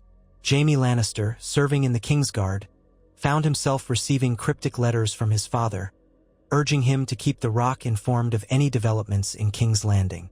Jaime complied in a cursory manner, but withheld certain things, like Dina's identity. That secret, at least, he kept locked away. Tyrion Lannister, Tywin's dwarf son, was still far from the center of power, more immersed in books than in politics, but occasionally Tywin's correspondences contained scornful references to the imp, suggesting fatherly contempt. The Lannisters remained a puzzle box of ambition, pride, and hidden grudges. In that first spring after the great battle at the Wall, life in Westeros found a precarious equilibrium. Harvests in the Reach began to flourish, the Riverlands healed, and the Vale was stable under Jon Arryn's quiet stewardship. The Ironborn launched occasional raids but held back from all-out conflict, lacking strong leadership at that moment. Dorne simmered with some resentment but benefited from trade routes reopened across the Boneway. The North went about its own business, focusing on the Watch's welfare. For a few short months, it seemed that the realm might truly find a lasting peace. Yet all those who had witnessed the horrors at the Wall knew such peace could be ephemeral. They had stood on the edge of the abyss, seen the White Walker's dreadful power, and recognized how quickly men's squabbles could overshadow the greater threat. If the others regained their strength, or if the realm tore itself apart in civil strife, the next long night might find Westeros unprepared. so a sense of watchfulness persisted. In King's Landing, King Rhaegar donned the weighty mantle of monarchy, ensuring the rotational campaign north remained funded and moral authority was maintained. He continued to correspond with Ned Stark, exchanging updates on northern developments. Sometimes their letters would end with a simple phrase, "We remember what we faced. Let us not forget." Dina grew. She read books of songs and legends, devouring any scrap about her mother's homeland or her father's storied lineage. She practiced the sword with Ser Barristan and, occasionally, with one of the princess's old masters at arms. Though her skill was unrefined, she displayed a fierce determination reminiscent of the wolf's blood that once ran in Lyanna Stark's veins. Prince Aegon found it amusing, sometimes challenging her to playful duels. She lost more often than not but refused to yield easily. From the high towers, Elia Martell watched in silence, unsure how to feel about this hidden child who would become a fixture in the keep. She did not forbid it, perhaps a sign of quiet acceptance or at least resignation. One mild afternoon, after a sword practice, Dina rested in the shade of a courtyard arch. She was sweaty, face flushed. Aegon approached, offering her a flask of water. She took it, breathing heavily. "You're getting better," Aegon said. Dina scowled at her bruised knuckles. "Not good enough. I always drop my guard." Aegon shrugged. "Practice, that's all. You've only been at it a year." He hesitated. "Father says a Targaryen must be ready to defend the realm if need be." She peered at him. "You think I'm truly a Targaryen?" she asked in a quiet voice, loaded with meaning. Aegon paused, unsure how to answer. She read the uncertainty in his face. Then she sighed and tossed back her sweat-damp hair. "Never mind." He started to leave, then turned back. "If you want to ride horses sometimes, I know a stable boy who can show you. It's better than the yard." Dina blinked, a spark of excitement flaring. Truly, she had never ridden a horse beyond the carriage rides. Aegon gave a half-smile. "Sure, princess privilege, or so I'm told. Come on." In that small moment, they shared a camaraderie that transcended the complicated swirl of their lineage. Two children forging a tentative friendship in the labyrinth of royal intrigues. Beyond the Red Keep's walls, life in the city bustled with new vigor. Dockworkers unloaded cargo from Pentos, Myr, and the Summer Islands. Street performers entertained crowds in the narrow lanes. Gold cloaks patrolled, alert for pickpockets. The memory of war was slowly receding from the daily routine, replaced by the challenges of feeding a city that had grown restless under Aerys's last years of tyranny. Rhaegar quietly commissioned improvements to the city's sewage system, a mundane but vital project. If the realm were to be stable, he reasoned, the small folk must see tangible benefits. But in the minds of courtiers and highborn lords, the question lingered. How long before the next great challenge tested this fragile unity? Would it be the others, returning in the dead of another winter? Would it be Tywin Lannister, launching a bid for greater power? Or perhaps the Ironborn, led by a new Reaver king, might threaten the coasts? Some speculated about the Targaryen line itself. If Rhaegar faltered, if Prince Aegon proved too young or ill-prepared, if the truth about Dina came out, any of those could ignite new conflicts. For now, however, men breathed easier. The night sky above King's Landing was clear, stars twinkling over the dark waters of Blackwater Bay. The Targaryen dragon banners still flew over the Red Keep, but they snapped in gentler breezes than the tempests of war. The living had faced the dead and prevailed, forging alliances once thought impossible. However tenuous and uneasy that unity might be, it was more than Westeros had known in a long while. If one stood on the highest parapet of the Red Keep and looked to the distant north, one would see only haze. The mountains, forests, and the great icy wall were far beyond sight. Yet in imagination, or perhaps in memory, the wind might still carry the echo of the horns that sounded 3 times, heralding the other's advance.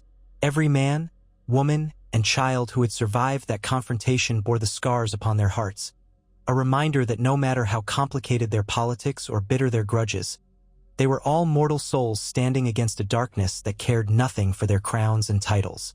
In this new era, forged by the Night King's incursion during Robert's rebellion, Westeros had been forced to unite far sooner than it ever might have dreamed.